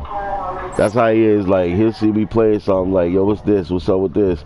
Is it any good? But see the thing is, when we had the team back in the days, Yugi Mafia, when he was a little kid, he used to see all my team and everybody from the neighborhood, everybody coming over to my crib to come play me and my team. So when he was a little kid, he used to watch us play Yu-Gi-Oh, the physical card game, you know. So he's familiar with the game.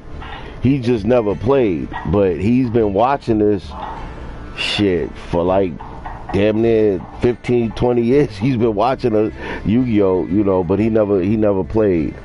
But yeah, even back in the days, man, he watched us for hours. And like I tell you, when I had like the team, it used to be people coming from all over, yo. Like my yard, because I had tables set up in my backyard, so my yard would always be full with just mad players and shit coming through to play us. You know, just try to keep some shit in the neighborhood to keep everybody out of trouble. That's why the team was called Yugi Mafia, because it was a bunch of Yu-Gi-Oh players from the hood. Like like don't get it twisted. You know, we will fuck you up, but we playing this Yu-Gi-Oh. Like we just come in peace to play the game, but don't get it twisted. I feel that the plan is to come over to my place for games and upgrade ideas.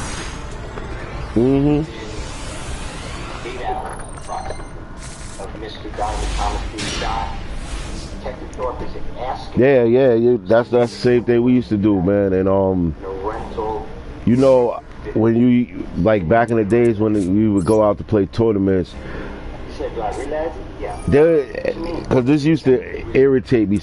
You always come across some very arrogant, cocky, snobbish type Yu-Gi-Oh players, you know, back in the days. And that's where the Yugi Mafia shit really kicked in, because there'd be plenty of times where it'd be like, yo, listen, man, listen, you don't come from where we come from, you don't know what the fuck, you know, like we just here playing Yu-Gi-Oh, but don't get it twisted, you know what I'm saying? Like all that tough nerd shit, that shit can end in a heartbeat. You know what I'm saying? Like, yes, you are the man in this Yu-Gi-Oh space, but all that arrogant, cocky, snobby shit, you know what I'm saying? Like, I done came across certain players that I had to tell them, like, yo, dude, I will snatch your ass across this table, bro. We can say, fuck this game. Like, stop talking to me crazy like that. Oh, come on, here we go. I knew it. That's why I used my area limit B. Yeah, yo, bro.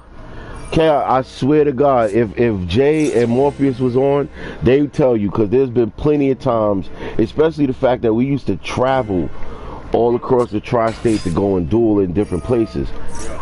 Yeah. Yeah, battery? What kind? Double A. I want to see if it's the battery pack or if the battery is dead. You know, I still don't know who that is. Yeah, we used to have to tell people all the time, bro. Like, especially when you go in there and you got this cocky, snobbish, snappy shit talking, like you said, toxic dude who just because he dressed like Kaiba, he think he Kaiba and shit. You know, and there'll be plenty of times where, cause we've been through shit, so we ain't coming with that type of energy. You know what I mean? We just coming just to come play cards and chill and be in your new area, and so, so we come in there, hey guys, what's up? Yeah. Are you gonna play or you gonna buy? And you be like, yo, can you just go? Oh my God, and you be like, yo, chill out, bro, chill, just play the game. You know, and then they still go mouthing off, and then you trying to play and focus, and they still mouthing off. And you be like, yo, bro, listen, bro, listen.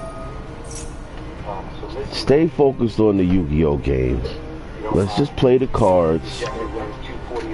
You might be the tough guy in your nerd world, but I will snatch you over this table and beat you to death in here. Like, like these kids that I'm bringing up here, they from the streets. They've been shot at. They ain't worried about your fucking cards. That kid got stabbed yesterday, and he ain't playing Yu-Gi-Oh. Just chill. This is different type of people. Like, chill out. I was trying to teach people, trying to explain to people, you know. Oh yeah, that's true. That's true. Got you. I mean, that's why, like, when I was playing heavy and everybody, you know, in town knew me as like the Yu-Gi-Oh guy, that's why I try to affiliate with like the library and community centers and different things to set up Yu-Gi-Oh programs. Because we set up a Yu-Gi-Oh program at our local library, and it ended up becoming the #2 largest program that they had. The only program that was beating us out was the dance program, but you know, that's dance. And then kids with hip-hop dance and shit like that. So I get it, we was getting beat out by the dance program. But as far as being a new program that had just came in, and we managed to get all the way to like the #2, damn it, I wasn't even looking. I just looked up and see I'm getting my ass kicked. But yeah, that's why I try to incorporate those programs and like have people play the, you know, like also not just to get them out of being in the street culture, but also to keep the game alive, bring in new players, you know, and keep the game alive. Because you know there was a few years. How to make my channel as a teaching tool. That's possible. Yeah, Chaos, that's definitely possible. Even if you do something like get one of the game mats, you know, or no, not even, because you're gonna be playing it on the game. Because I would say if it was old school, I'd say just do a over the shoulder camera or the game mat with the physical cards. But if you doing it digital, I think there's still a way you could do that. I think there's still a way. I just got to think about how to pull that off, but I think there's a way. Even if you take certain videos of decks that you beat and clip it, like, and make them like how to beat certain decks, like, you know, like tag it like how to beat UB deck, you know, and just have it as that one game of you busting the UB deck's ass. And that'll be a how to beat video. Then how to beat tournaments. What are them tournaments deck I hate? How to beat tournaments. You know, and that'll be one video of just that one game of you beating them.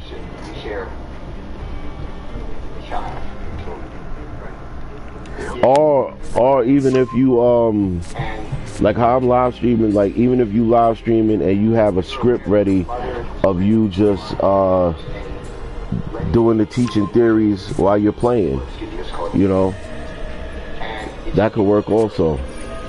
Or maybe even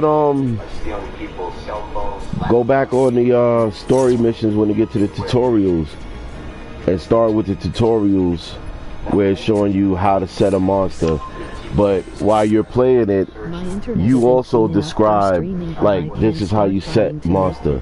This is good monsters to use when you set. This is a normal monster, effect monster. Yeah, okay. Well, even if you do that, yeah, clip them. Like clip your vids when you're playing. I would start with that, like do how to beat videos, because that could be easy, because it could be one game.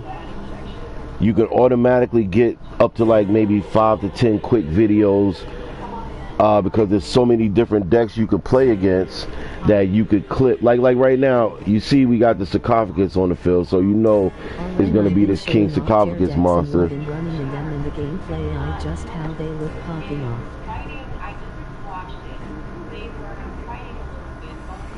Yeah, I mean, that's a good start. That's definitely a good start.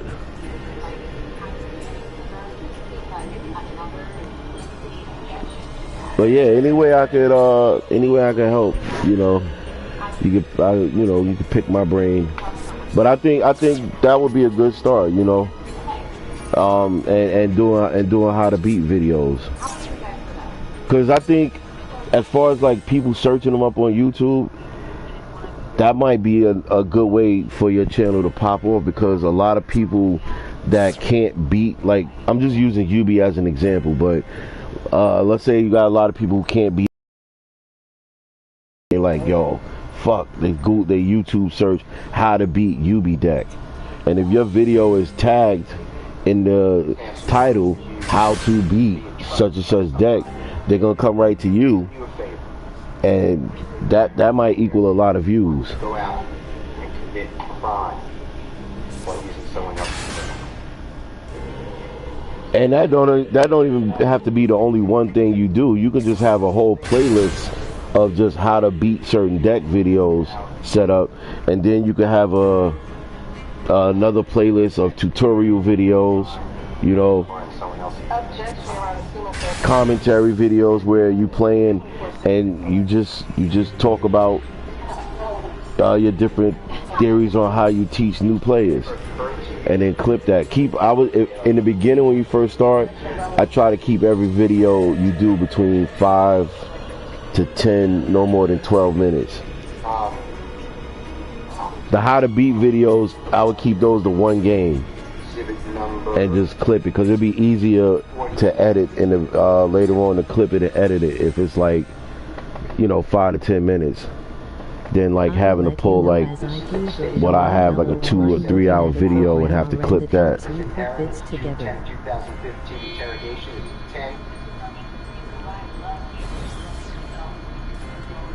Okay, yeah, hey, look, on the back end, those always help too, man. Like, whatever little back-end third-party programs you can find to help you do your editing and make videos, always a big plus, yo. Okay, what are we up against? King Sarcophagus. I mean, no matter what I do, they all gonna come back. Miyamoto, detachment material, negate that monster effect. Oh boy. It's gonna be a headache. Do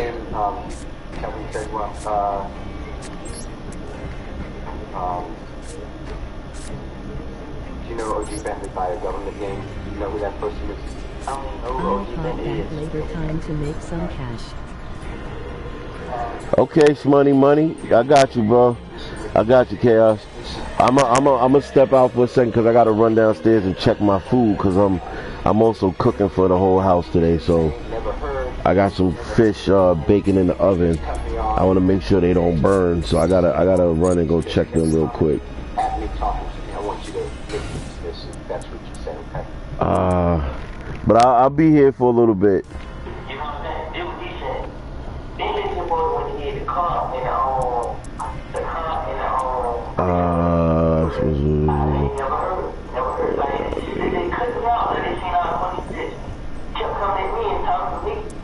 Okay, this might work. Did the police or the prosecution ever come to you and say, hey, we would like to talk to you about corroborating, or maybe not, verifying what you told us here? Did that ever happen? Can you say it again? Yeah. When you're telling the police that OG Bentley supposedly hit a car and guns, did the police ever come to you at the district attorney's office and say, we want to talk to you about that statement and see if we can verify it? Did they ever do that? Man, I said to the police, they came back to me and asked me to verify whatever word you using. They never, I said what I said to them, that was it. I didn't get nothing. Oh, come on. Yesterday, you were shown State's Exhibit number 22. Watch you take my monster. Oh, how did you know to pick the one card I didn't want you to fucking pick?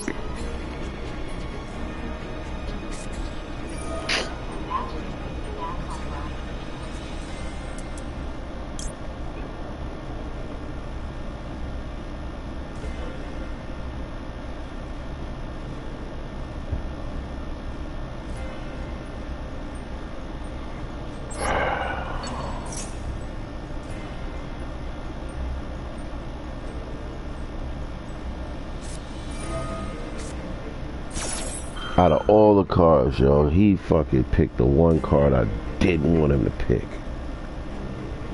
Bitch. Ah.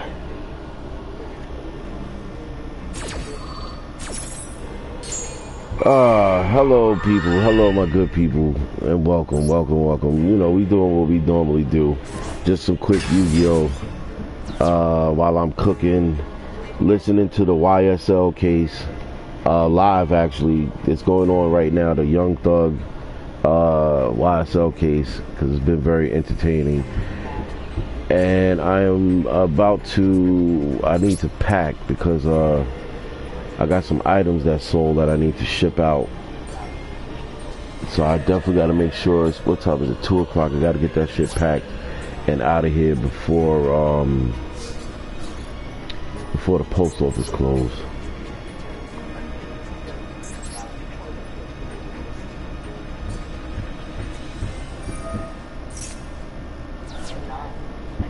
I hate these cards. It might be. I think this game is over before it even starts, y'all. I think it's over.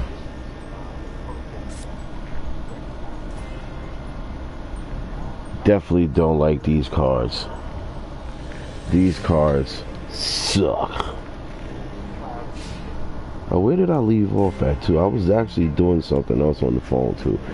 Yeah, guys, listen, man. Hey, even if, like I tell y'all all the time, even if you're not staying and you're just passing through, you know, just leave a like on the way out the door. It really helps the channel.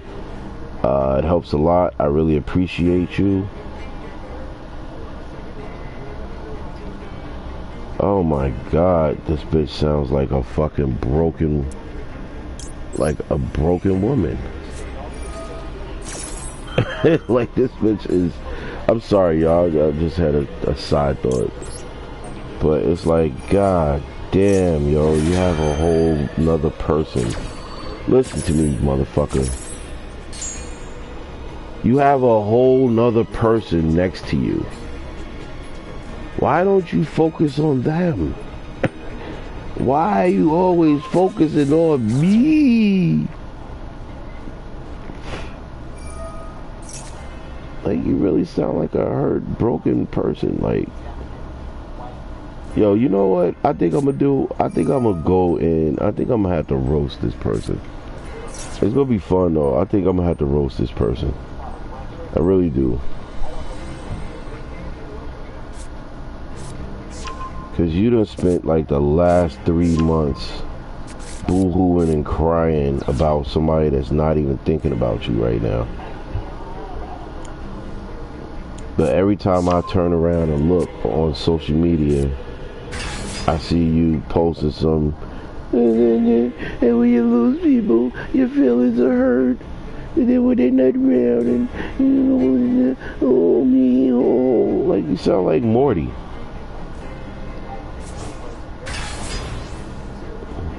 Oh, Rick! Oh, Rick, what we gonna do? Oh, no! I swear to God, you sound like fucking Morty, yo.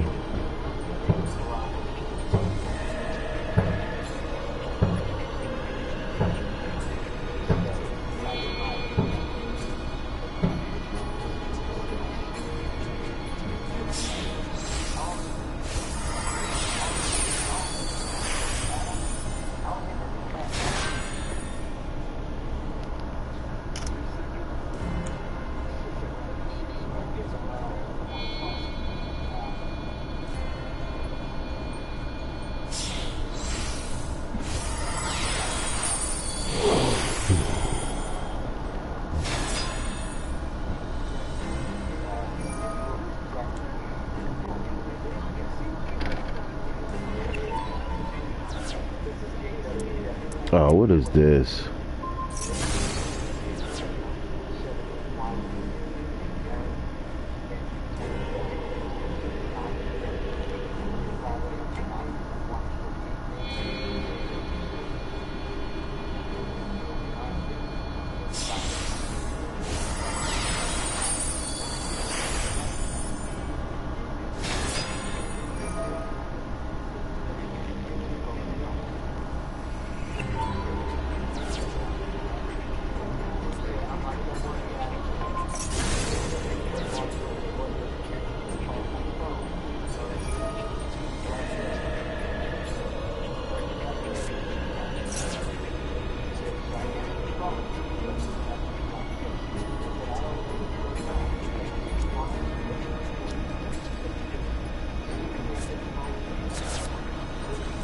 You gotta be kidding me, man.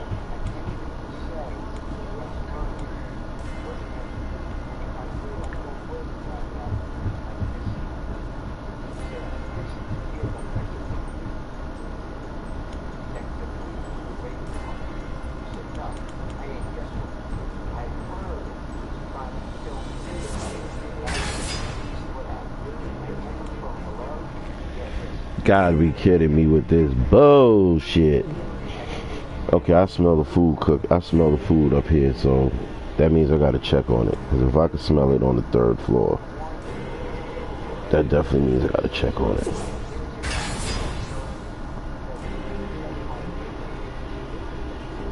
Oh, new trailer for Sonic the Hedgehog 3? Nice. I love the Sonic movies. I thought they were pretty good. Oh my god, why? You know what? Let me spoil your joy. I know that's a hater move, but I'm about to, cause I hate when people do that. I hate when people do that. That really annoys the fuck out of me. Like, you already got 3 monsters on the field that could easily, especially I got no monsters on the field. I got no card defense. I got nothing in my hand. You got the game. All you got to do is attack and finish the game. Why you want to do all this special summoning for like another 10 fucking minutes when all you had to do was finish the game? So yeah, I don't know if you're gonna say that's a rage quit. You're gonna rag on me and say it's a rage quit, but that really annoys me when people do that because it's so fucking unnecessary, and that just means you being. That's one of those arrogant players I was talking about from back in the days that you end up having to punch in the face because they think they Kaiba. Alright, I'll be right back. I'm gonna leave this Young Thug case on. I'll be back. I gotta go check the food. Oh, come on. Now this shit wanna fucking...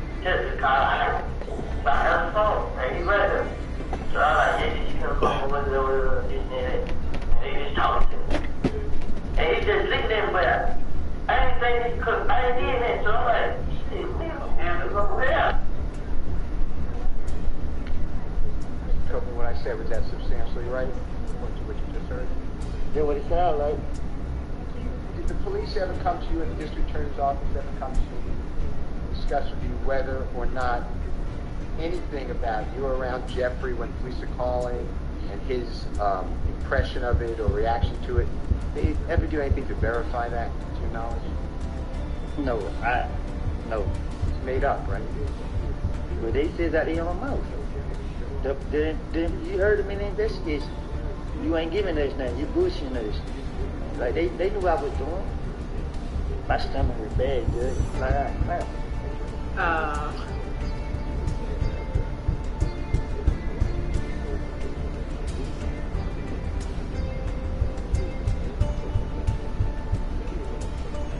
Did Woody eat something bad for lunch?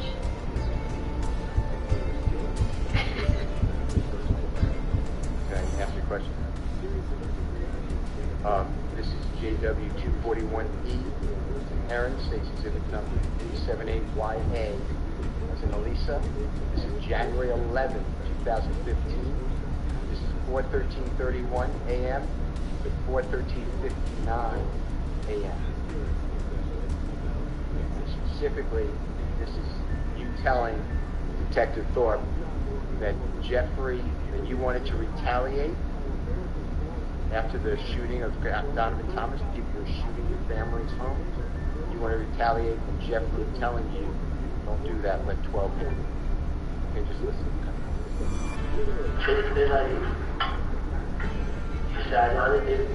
I never went down the door, like, you see what's going on? Like, maybe for the 10 shot this year, for real? Yeah, like, what I supposed to do, brother? I mean, get started with, let 12, I mean, 12 deal with that, get y'all, you know what I'm saying? Like, man, bro, you talking about let police out of that and deal with that, bro? These folks kill them, you know what I mean? Folks, you know them better than that. I mean, folks. I don't, You able to hear that? Yeah, I heard. And is it fair to say that you told Detective Thorpe about 7-8 hours after the shooting of Donovan Thomas that Jeffrey's reaction to all this is let 12 in? Say it again? You know, I can't with his face. When you were saying that people are shooting at your family's homes, God forbid, Jeffrey told you let 12 in. That's what you told the police. And I tell the police anything to try to get them out my face.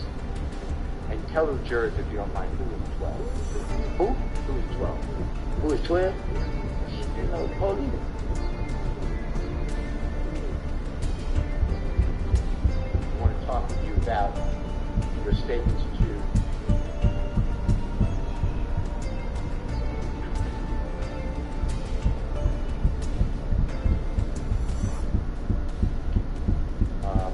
law enforcement.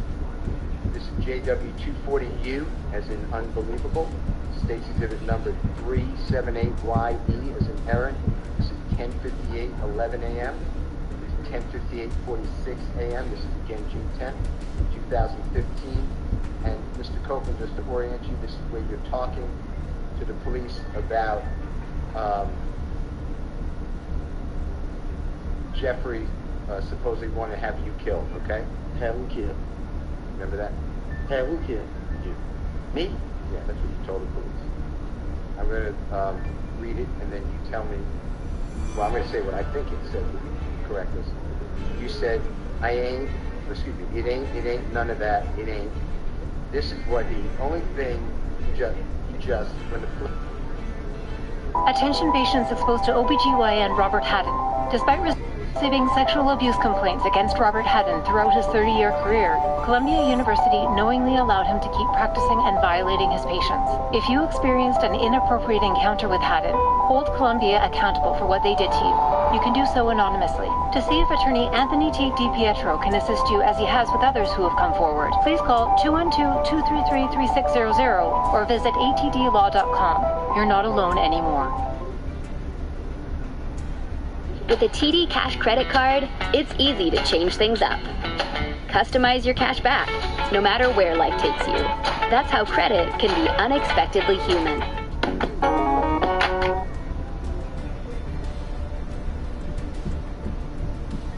scared I will. If you could listen to it.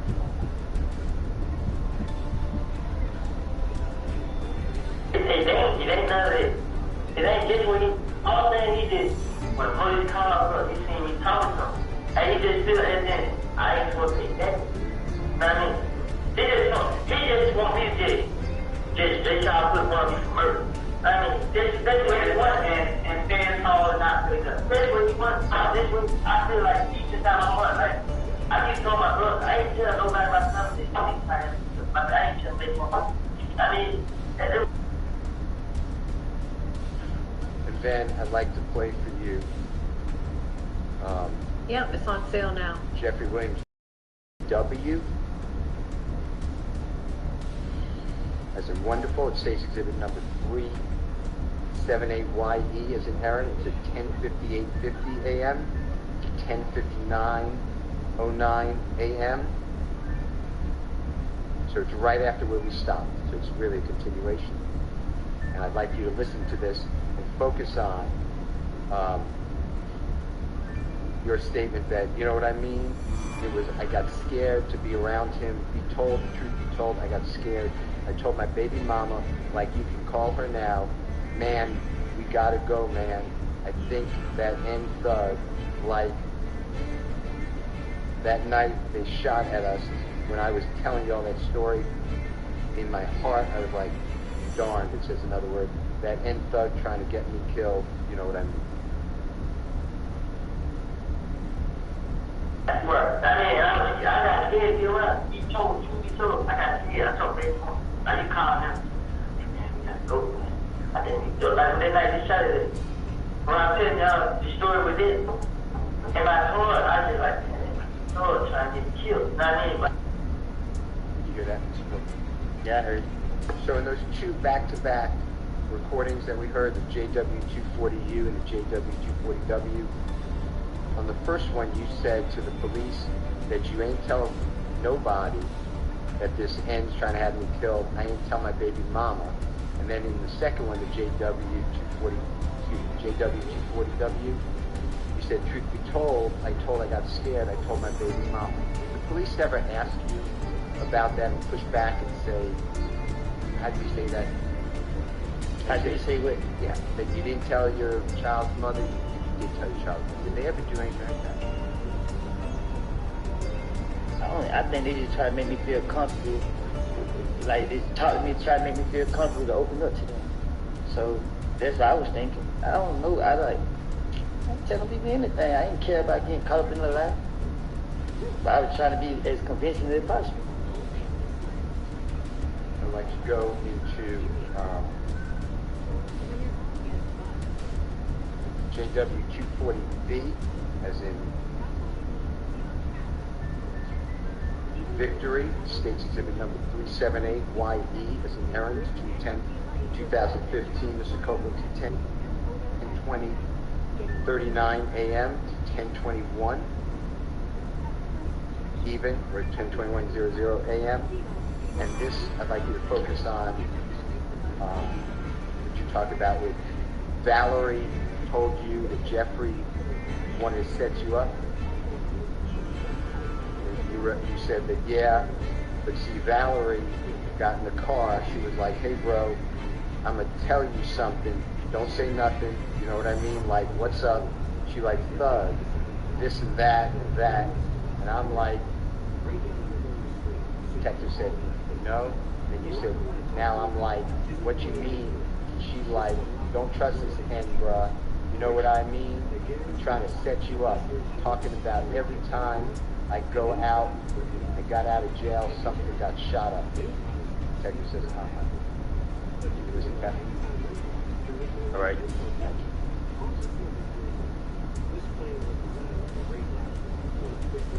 But if Valerie got in college, she's like, and I'm saying, you know what I mean? I'm like, wait till she's like, daughter, this, I'm like, what is it? Nah, what you mean?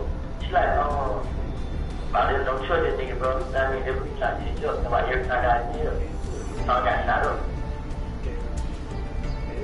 So you're saying every time you got in jail, something got shot up? That's what you're telling me. That's what I told the police. Yeah. That's what it sounded like. And that Valerie told you don't trust Jeffrey. That's what I said. And did the police ever come to you, or did you get any information from Valerie or someone else that the police or the prosecution ever tried to verify that conversation occurred with Valerie? After this interview right here, I went to the feds probably like 2-3 weeks later. I haven't heard anything about this interview all the way up until they brought me in this trial. I haven't heard anything about no investigation all the way up to this trial.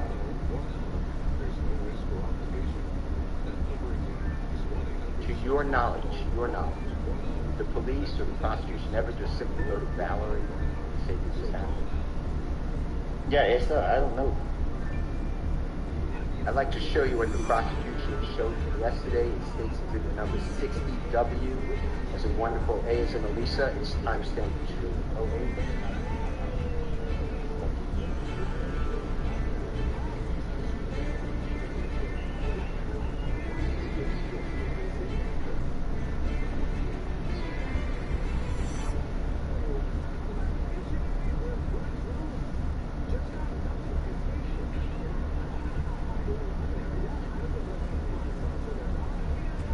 Remember seeing this yesterday? Oh, this lady. This photograph that Roselva showed you? She's back. Yeah. She said, and you verified that that's Valerie. Remember that? Thank you, sir. How does, from your understanding, how does showing you statement exhibit number 60WA verify that Valerie had a conversation with you in the car that you don't trust her? Objection, Your Honor. Improper question, speculation. Okay. Can you tell the jury, how showing you statement exhibit 60WA verified anything that you said to the police on June 10th, 2015? Objection vague and entertaining question.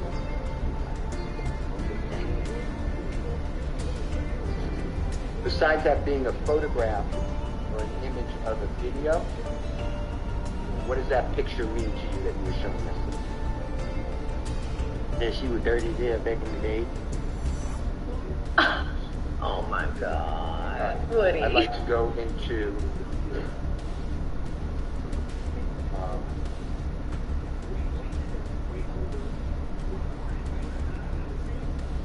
JW24X.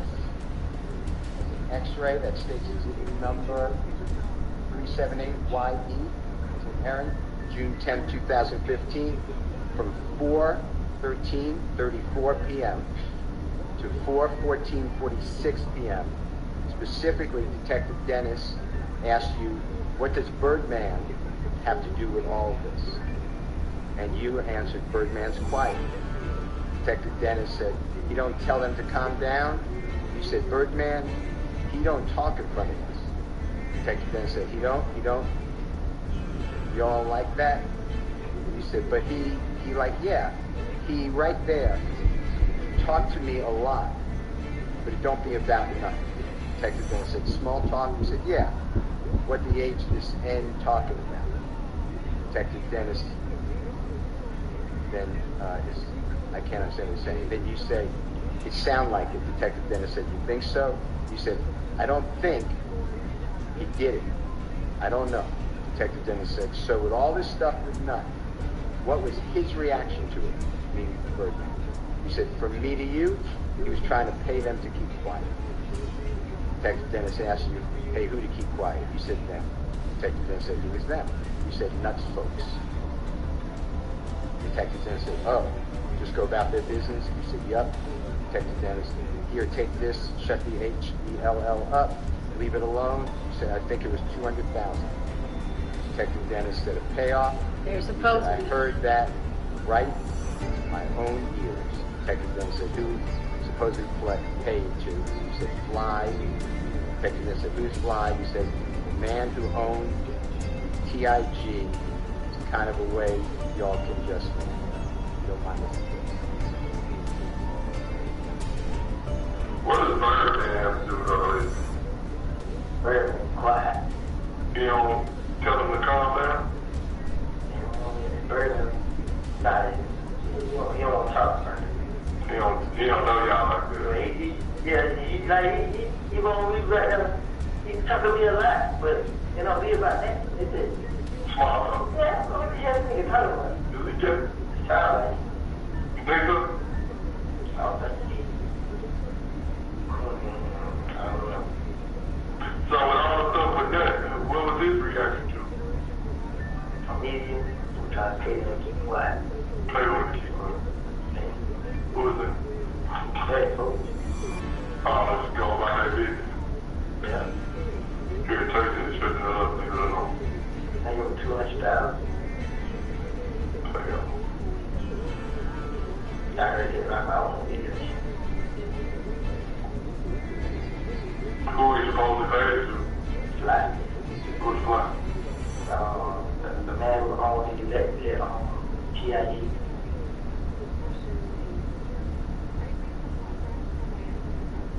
So from what I said, is that fairly accurate? To what you told the Detective Dennis? I tell the police everything. Sure. Did the police ever come to you, the district attorney's office, and ever discuss with you anything to, let's corroborate this? All the way up to this point, even today, they never sat down and asked me nothing about nothing I said in the interviews. I'm the first one to do this? Yeah, you're the only one that did this. Wow. You bring up Birdman, or did Detective Dennis bring up Birdman? I think he did. And then you just started talking about it. Check-in. That's what I'm going to do. Skipping some comments. I want to try to figure out how to make my channel as a teaching tool. My internet isn't keen enough for streaming, but I can start trying to make this. Aren, I've been showing off tear decks and what in running in them in the gameplay. I just how they look popping off. Jeffrey Williams. I'll let you know as I figure it all out. LOL, I'm looking at a program Aren that helps me put bits together. Great ideas. I'll pop back later, time to make some cash. Before Brian brings up another clip, here's why that was really important, what we just saw. Woody just said, okay, nobody's ever asked me about Birdman again. And Brian's like, I'm the first one to do that? What does that mean? That means, remember, Brian's also doing this for the jury to see it.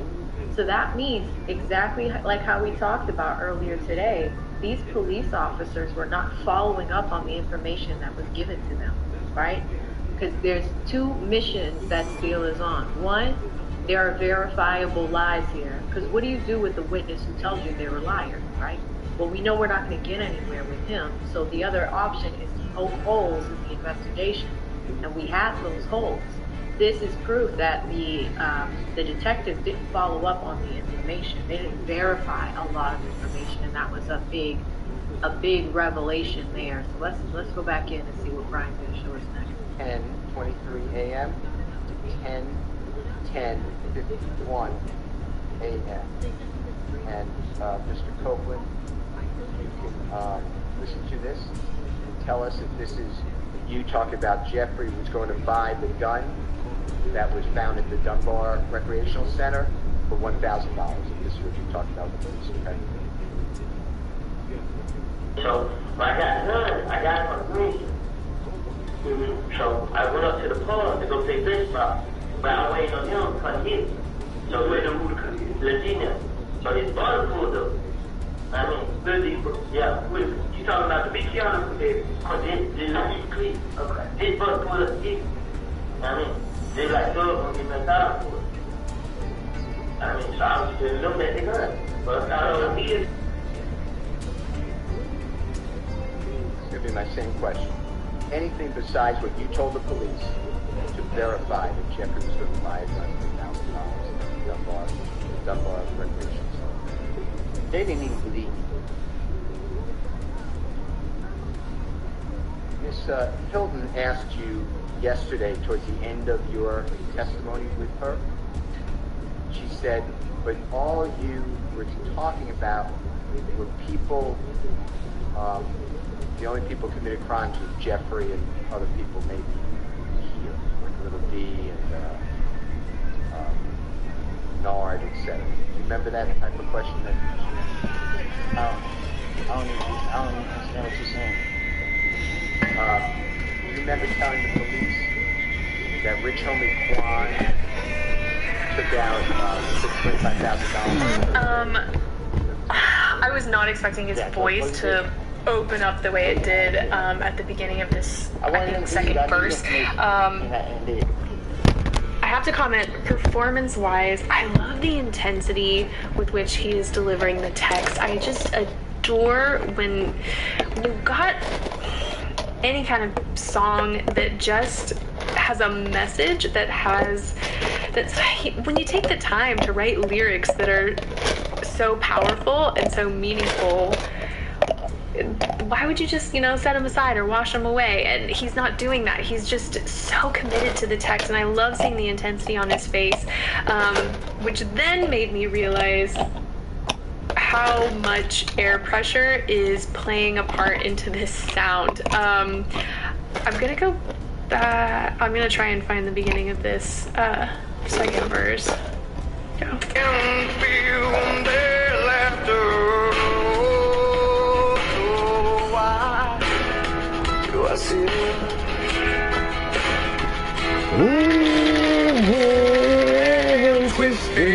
Thoughts that spin around my head. I'm spinning. I'll take a walk outside. I'm surrounded by some kids to play. I love that sound. It is such a great mix. It is so powerful. It's got that grit, that texture to it, and that vulnerability. I mentioned, feeling kind of unstable before, but in a good way. Maybe I'm thinking more vulnerable. I don't know, like it's like you're not sure if someone's gonna, when you're watching performance, you're not sure if someone's going to start crying or if they are crying, if their voice is gonna crack, like that sort of, I don't know, emotional connection to the song. Maybe I don't know what I'm trying to say. Let me play that again, because that's just such a, again, knowing what his voice sounds like in mid-range, I was not anticipating this, and he's doing such a beautiful job of incorporating more forward placement, taking a little bit of pressure off the chords in order to sing those high notes. But again, he's got so much air pressure even on those low notes that I shouldn't be surprised that these higher notes are coming out just pristine. They sound so good. Kayak. Why do people use kayak to compare hundreds of travel sites at once? I don't get it. I like to do things myself. Even if I don't get a great deal, I still feel connected to it. What kind of connection would I have with the salmon if I bought it at the supermarket? We are connected. Kayak. I'm done.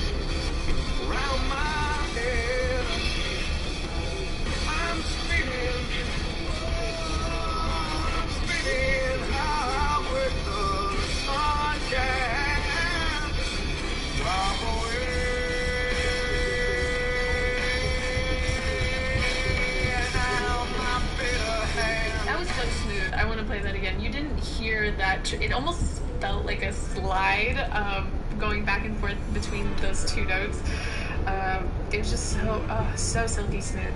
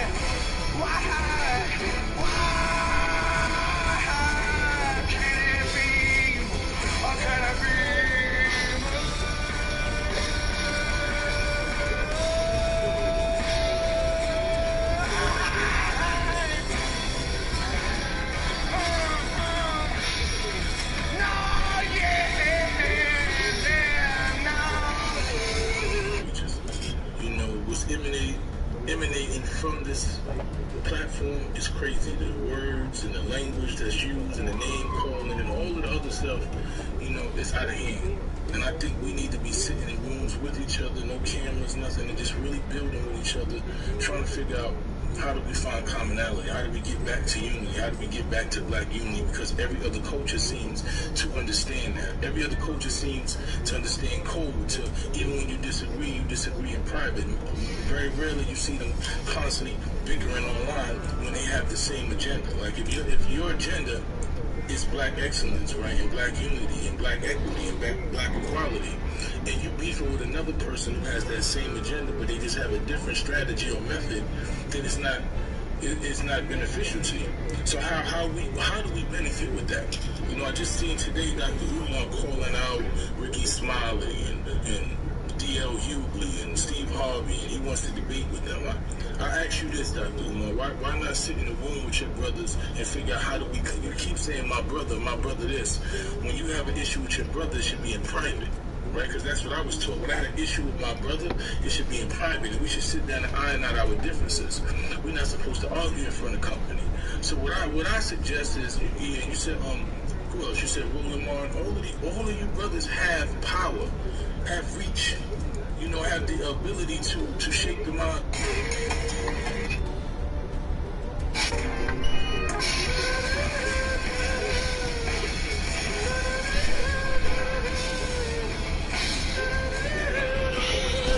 All right, y'all. I'm sorry. I had to go check on my food, man. But I'm gonna get out of here soon because what time is it? 2:30. Yeah, I'm gonna go. Gotta get out of here soon. Listening to some Pearl Jam. What y'all know about Pearl Jam? Y'all probably don't even know nothing. Just like this vocalist chick I'm watching, she don't even know nothing about Pearl Jam. She's like, oh my god, I never heard Pearl Jam before. But their vocal acoustics is just such a great, amazing thing, and it's wow, it's such a perpetual vision. It's like, nah, that's in the 90s where motherfuckers just sung. They didn't need all of this extra philosophical book smart knowledge on your vocal range and vocal capabilities and alto. You know those. Nah, he just fucking sung. Eddie Vedder just sang. Rip at the end there, and the texture. Oh my goodness. See, look, that grit, that rasp, that texture is so captivating. Oh, it's so captivating. It really just made my panties wet. Here we go.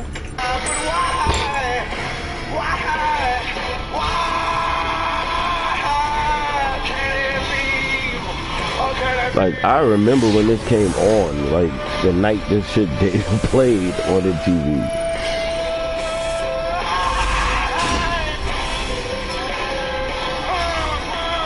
One more time. Like, Eddie Vedder was in such a zone. It's like a yell. That's not no school-taught, I mean, you can hear that, like, university-taught singing, you know. With the muscles, sort of moving them from. See, look, she's trying to figure shit out. Or it's like the mucus creating a part of that sound. Was it music manipulation or vocal manipulation with his esophageal cords? But did he add extra mucus in his voice? No, bitch, he just sang. Don't y'all fucking new era people understand that sometimes it was just what it was? It just fucking sung. God damn. I don't know. I like you though, but I don't know why that part just fucking annoyed me. That falsetto right after to like bring those chords together 100% and like this beautiful tone. Now you'll have to let me know. I couldn't tell if the continuation of this melodic theme is if Eddie Vedder's singing that or if someone else in the band is doing it, because I see a lot of the part of the melodic theme. But either way, it's the fact that he did it the one time after this raspy. I knew that was gonna happen. I knew that was gonna. I think this game hates me. About certain bands from the 90s that had this magical power to create music that kind of morphed depending on who was listening or the setting in which they were listening. Like if I was, I don't know, watching a movie or even just, I don't know, this would be playing in a mall or something, but if I was just walking around aimlessly and not really paying attention to the music I was hearing, this could be very ambient. You know, it could be oh my God, did she just say like that? a really cool sort of music to vibe to. But then once you actually take the time to listen to all the different parts in the instrumentals and the text and the voice, it becomes so much bigger and so much greater. And I don't know, I think it just, even though you wouldn't think it suits many settings or, you know, many occasions, it does. Hopefully that made sense. I don't know. Anywho, what a voice. Helps you put bits together. I'm sorry, like I tried, man. She was killing me, man, and I love my Pearl Jam, but she was killing me.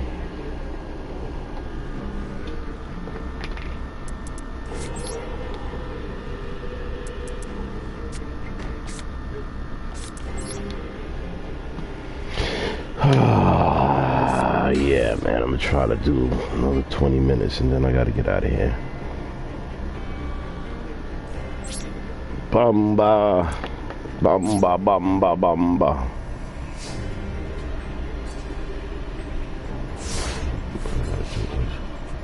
Tatas, they are tatas.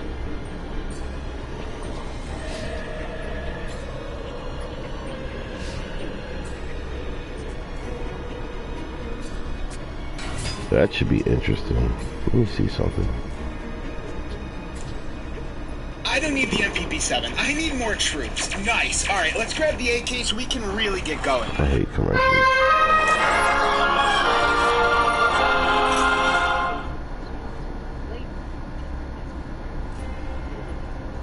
Hey YouTube, what goes on?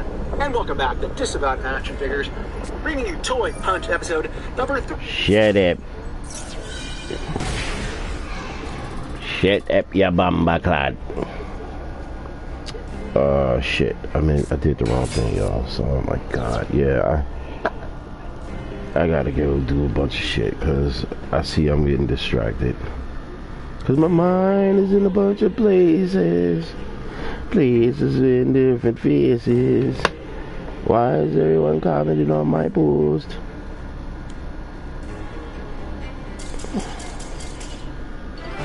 Oh, we got a rage quit. Did he quit? Oh, shit. Hold on. Clip it. Clip it. Clip it.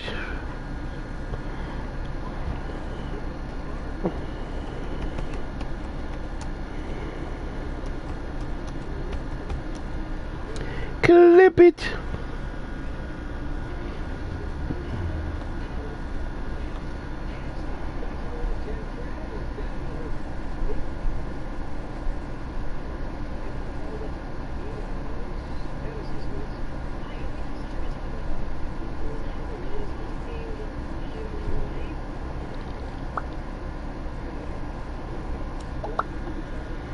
Oh, we want to, certain conversations I throw out there y'all want to talk about.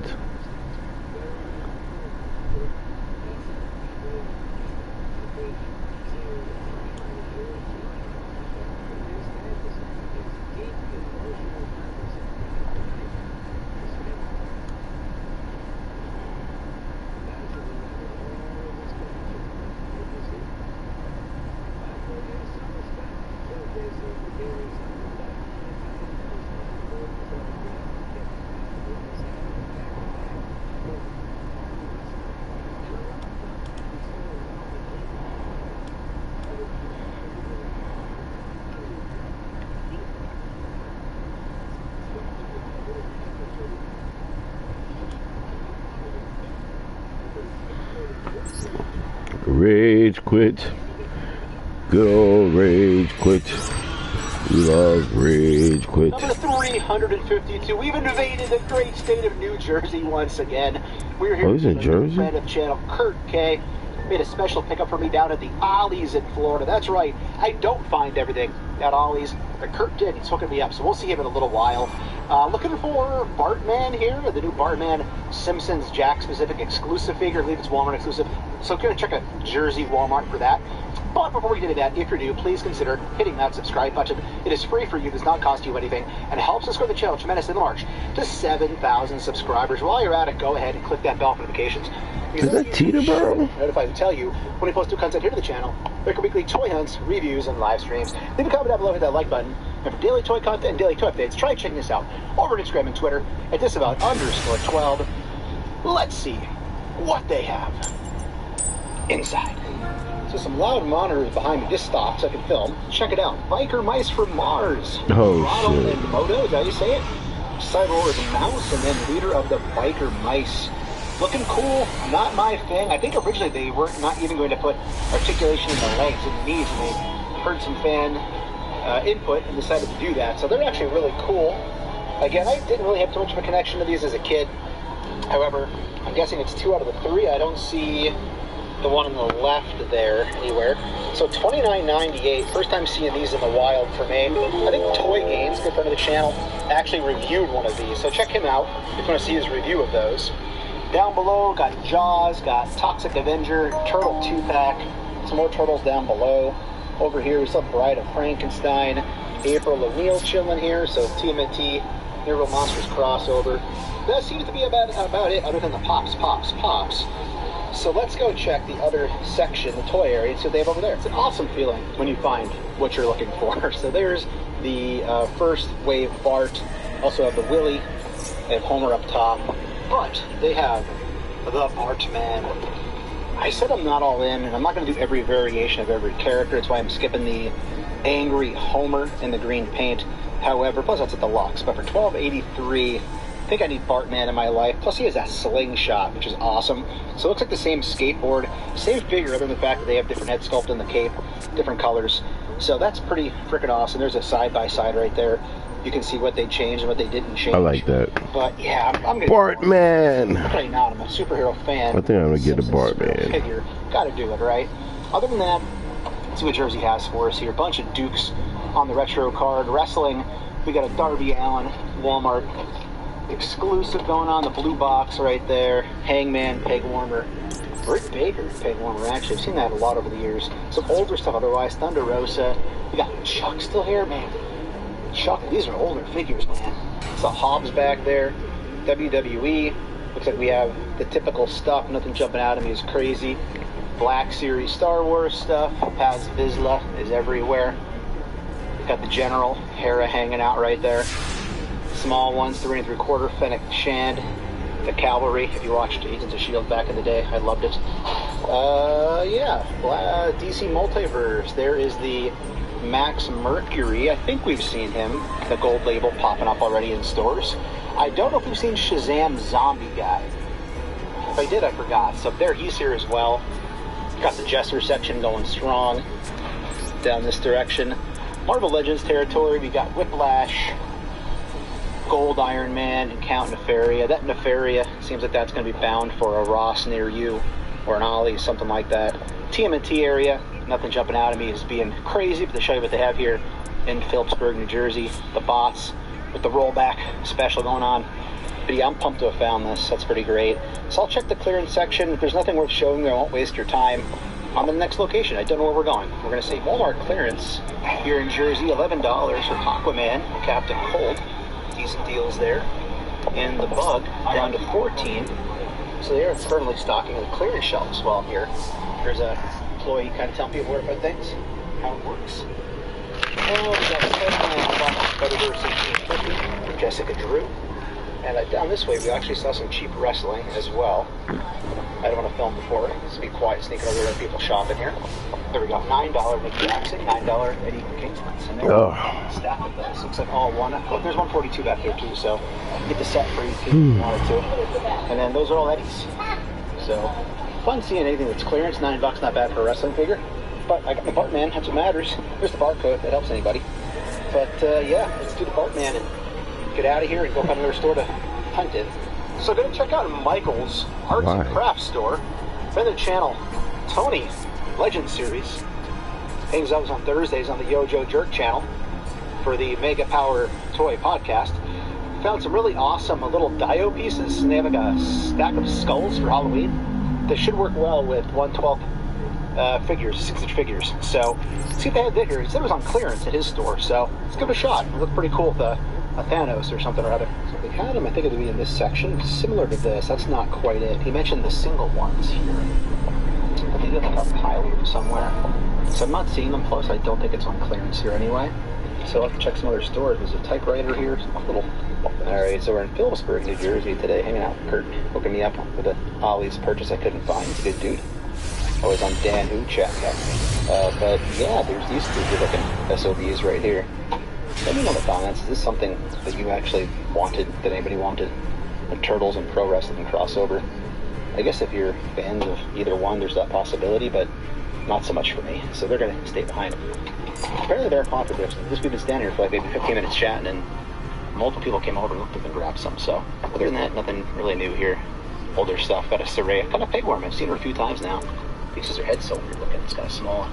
Not the best face sculpt, but Britt Baker's still here. Pack. Got a pirate pack, right? Pack with the freaking eye patch going on. Star Wars stuff.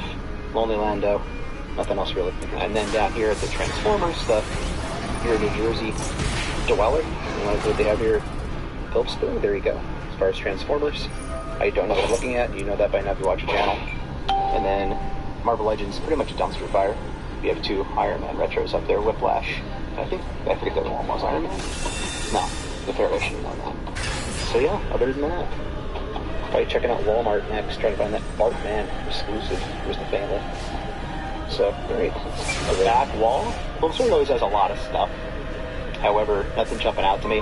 I am paying more attention now to Wednesday Addams stuff because my recent Halloween hunt video at Lowe's, they had a lot of Wednesday, like animatronics and stuff. We got a national treasure here hanging out. First looking at some Batman stuff. Yeah, first series, second series. I'm usually just a Batman 66 guy, but I went back and I started watching this. The first season's got over 60 episodes or something. That's crazy. Ultra stylized. The job on these is tremendous. That show was awesome. But that and X-Men back in the day, like, was my jam. It was like late childhood, I guess would be. I'm not that out of the equation there, but got a I keep trying to say freaking dinosaur names. Carnotaurus? Carnotaurus? Has to be Carnotaurus, I guess, right? That's close enough. It's Hammond collection. There we go. Jester section. I missed Jester section in the other aisle. So Jester, there you go, buddy. Got some action going on there. Spawn down below. Got the Black Lion here hanging out. The Voltron stuff. Bunch of plushies. Joker mobiles are everywhere. Showing up at Half Off store for $10 in a week, probably. Other than that, I think we're about done over here in this section. Totally forgot to film the handoff, Kurt. I'm apologizing. Kurt, you're the man. Thank you, sir. Got my Bucky cap finally in the collection, Walmart exclusive. Straight from Florida, Ollie's. So, Kurt, you're a good dude, man. Appreciate you. Thank you, sir. It's a fun, good spot on the shelf for sure. Yay! We're back in Pennsylvania.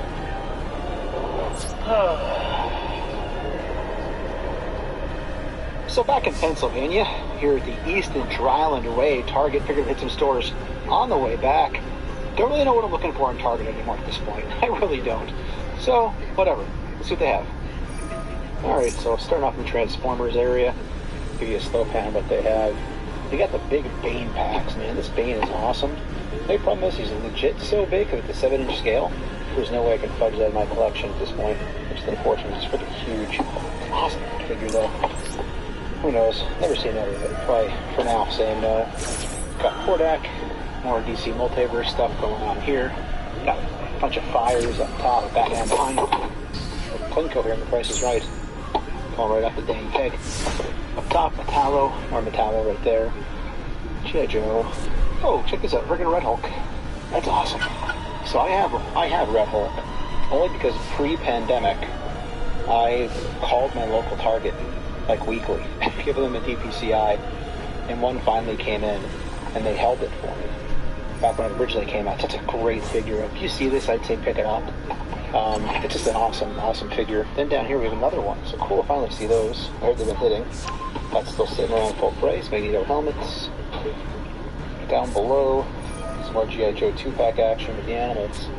And then down here, stuff I don't collect, but I'll show you what's here, because you want to know, because you're curious. That's what's here at the East End Dry Island Way, Target, Pennsylvania, and over in wrestling. All the same stuff we usually have been seeing. Got Typhoon, I haven't seen him in quite a while. Motu up top, we got Leech, Cyclone, and in the back we have Defender Bunchie-Man, and more of these goofy looking things right here. We got Kofi Kingston as Michelangelo. I think that's the one I see from that wave. The 4-pack of Force, TMNT, and of course the Jesser section. So there's your dinos. NECA Collectibles wall. Not a lot going on. The section seems to have really gotten smaller over the years in this particular store. How have I seen this? If I did, it was probably here at some point. I've only been here a couple of times this summer. Haven't really taken the drive out this far, but it was on the way back from Jersey, so I figured we'd stop and see. This is Connor Kent stuff back here, hanging out. Halloween, and then pops. So not a whole lot in the collectible section for you. So it's been a while since I put panels here. And check it out, the first one I tried, we have that going on. Some newer stuff. I'm just going to leave it there. I'm not going to bother moving that today. But yeah, there's still hide stuff. I've got some crazy stuff here over the years in this particular store. So I'll flip a few more. If I find them, I'll show you. Easton, Walmart, Pennsylvania. Curious if I remember Bart, man. My buddy, 6 packs of knickknacks wants one. I was hoping to find 2 today. Found 1 so far. Let's see if they have it here. King of the Owl status here at Easton. And I have been here a couple times this summer as I was just thinking about it. I thought it'd been longer since I've been here, but I'm recalling now that I think about it, I've been here. But you know what's not here? Toys. Not a lot of toys here, fortunately. Just saw these for what, $9? The Young Bucks were $9. So, yeah, not much for wrestling really at all. And Star Wars, there you go. You can see what they have. A lot of older stuff. Yeah, they are pretty empty here. Still some retro Iron Mans. Still have not seen any retro Iron Man figures in my local Walmart. I'm not sure what's going on there. They have quite a few here, so at least they have those. But yeah, other than that, the store's kind of dead. Let's go check the NECA section. Nothing really here to check out, unfortunately. And since we're here in NECA Collectibles, they do also have the biker knives here. Looks like they do have all 3 here. They did not have all 3 at their location in New Jersey. So those are cool to see. Other than that, it's pretty much a dumpster fire. Not much else really going on here. All the typical stuff, which I guess is better than nothing, but not great either. So it's GameStop time. So you know what that means. Either really weird kind of quiet noises in the background while I don't talk, or stock music over the top so I don't get copyrighted. We'll see which one I pick. I don't know.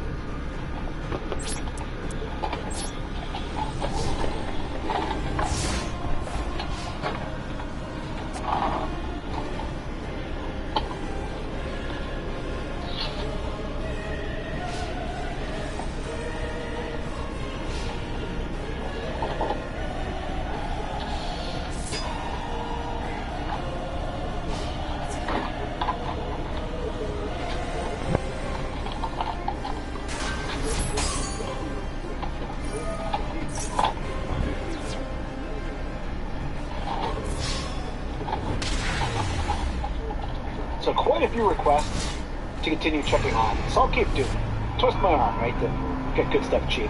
But let's see, if I walk in here and find that Bucky cap on the shelf, I'll have to laugh considering I just drove down to get it from Kurt from Florida. So I doubt it'll be here. But if it is here, it'll just be a funny coinkydink, right?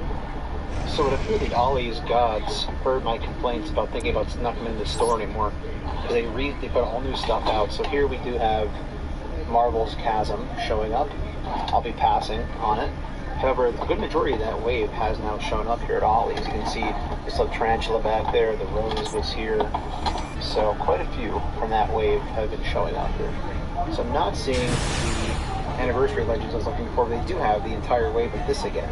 So I got super lucky finding that earlier in the summer on my 10 Ollie's in one day hunt.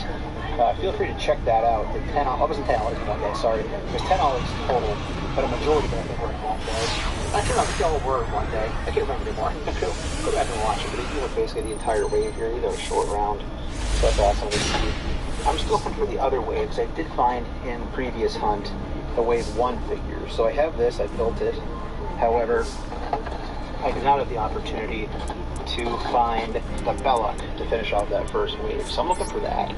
So seeing this is nice. So I have one more Ollies to go check today, which we'll check. So yeah, awesome seeing that there. Let's keep looking around. And then further down, they even have this freaking rogue here for $9.99. That is ridiculous. I heard the head sculpt on this is really, really good. I don't need the figure. I have my retro carded Target Rogue in my X-Men collection. I don't think I need another Rogue. Plus there's a lot of them here, so it might sit. So maybe hold off for like a 15% off clearance day or something. Take a sale day. But awesome to see finally stuff hitting. Like I said, the Ollie's gone. They heard. Saw the video, they found out, and they're pumping stuff out. Even have a whole two rows of this holiday Purge Trooper going on, which is basically like a nutcracker, right? It's actually kind of cool for $9.99 to put up for the holiday shelf. I don't think I'm going to get it, but pretty cool to see. Again, people hate on these, I get it, but if you're a holiday fan, a Star Wars fan, you know, why not? And as far as the MODOK count goes, we're down to 1 MODOK. I have to point out, it is packed in here today, and there are people walking around with figures that I never would think to expect. Like there's just an older lady carrying around the Chasm Marvel Legend. Like it was definitely, should be picking up for your nephew or grandson or something or other. But it's kind of wild when you see people picking up toys that just don't look like they would. Then again, you know, each their own. It's like it'd be a certain type of person. Not everybody is wearing a beard and a black t-shirt like me with a backwards hat, right? I'm not bringing that right now inside the beard, but you get the idea. You know, I also added this out. I haven't seen this before. There's a ton of these as well. This is actually really cool looking as far as the figure is concerned. $9.99 again. You know my thing. I try to despise stuff I collect, but a lot of accessories. You got the cape with it. Good. It's actually pretty cool looking if you're a fantasy collector, even if you don't collect anything relative to Dungeons and Dragons. But yeah, there's a ton of those here as well. Go with the rest of the Dungeons and Dragons. We also saw that weird like giant eyeball guy up in Hazen. Look how many of this there are. It's all the way back. All the way back down here too. So I'm going to close things out here for the video at Ollie's Market Outlet on Tillman Street in Allentown, PA.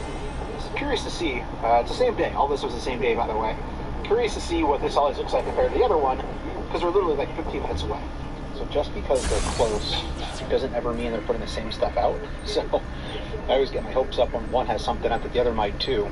So just as a heads up, we don't see anything here. That's going to be why. These things are not looking too promising here for this Ollie's having updated itself. Similar to what the other one did, I don't think they did it here yet. Alright, so I was about to say we're not finding anything, but check this out. I think a few weeks ago I had said they might be putting out a table area here, and look, that's what they did. So there's some Super Adaptoid going on here.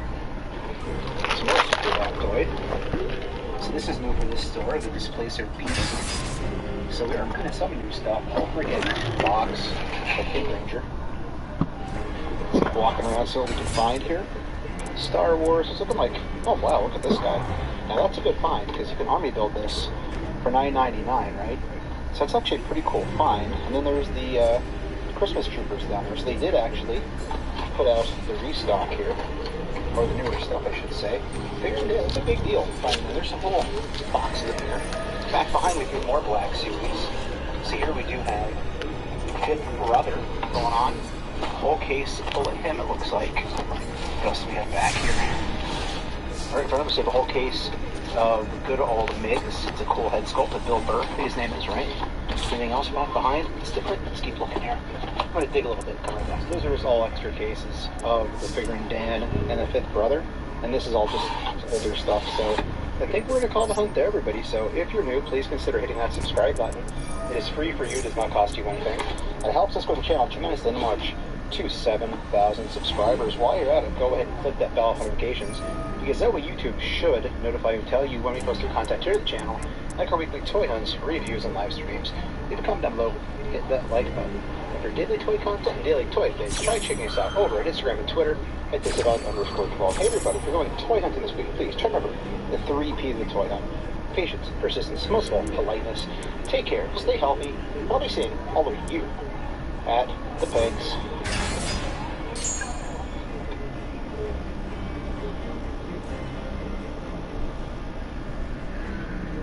From Unicorn Academy, bonds with love, star like the show. Unlock her magical powers and unleash her rainbow light magic. The Oh God, no, kill me now. unlock her full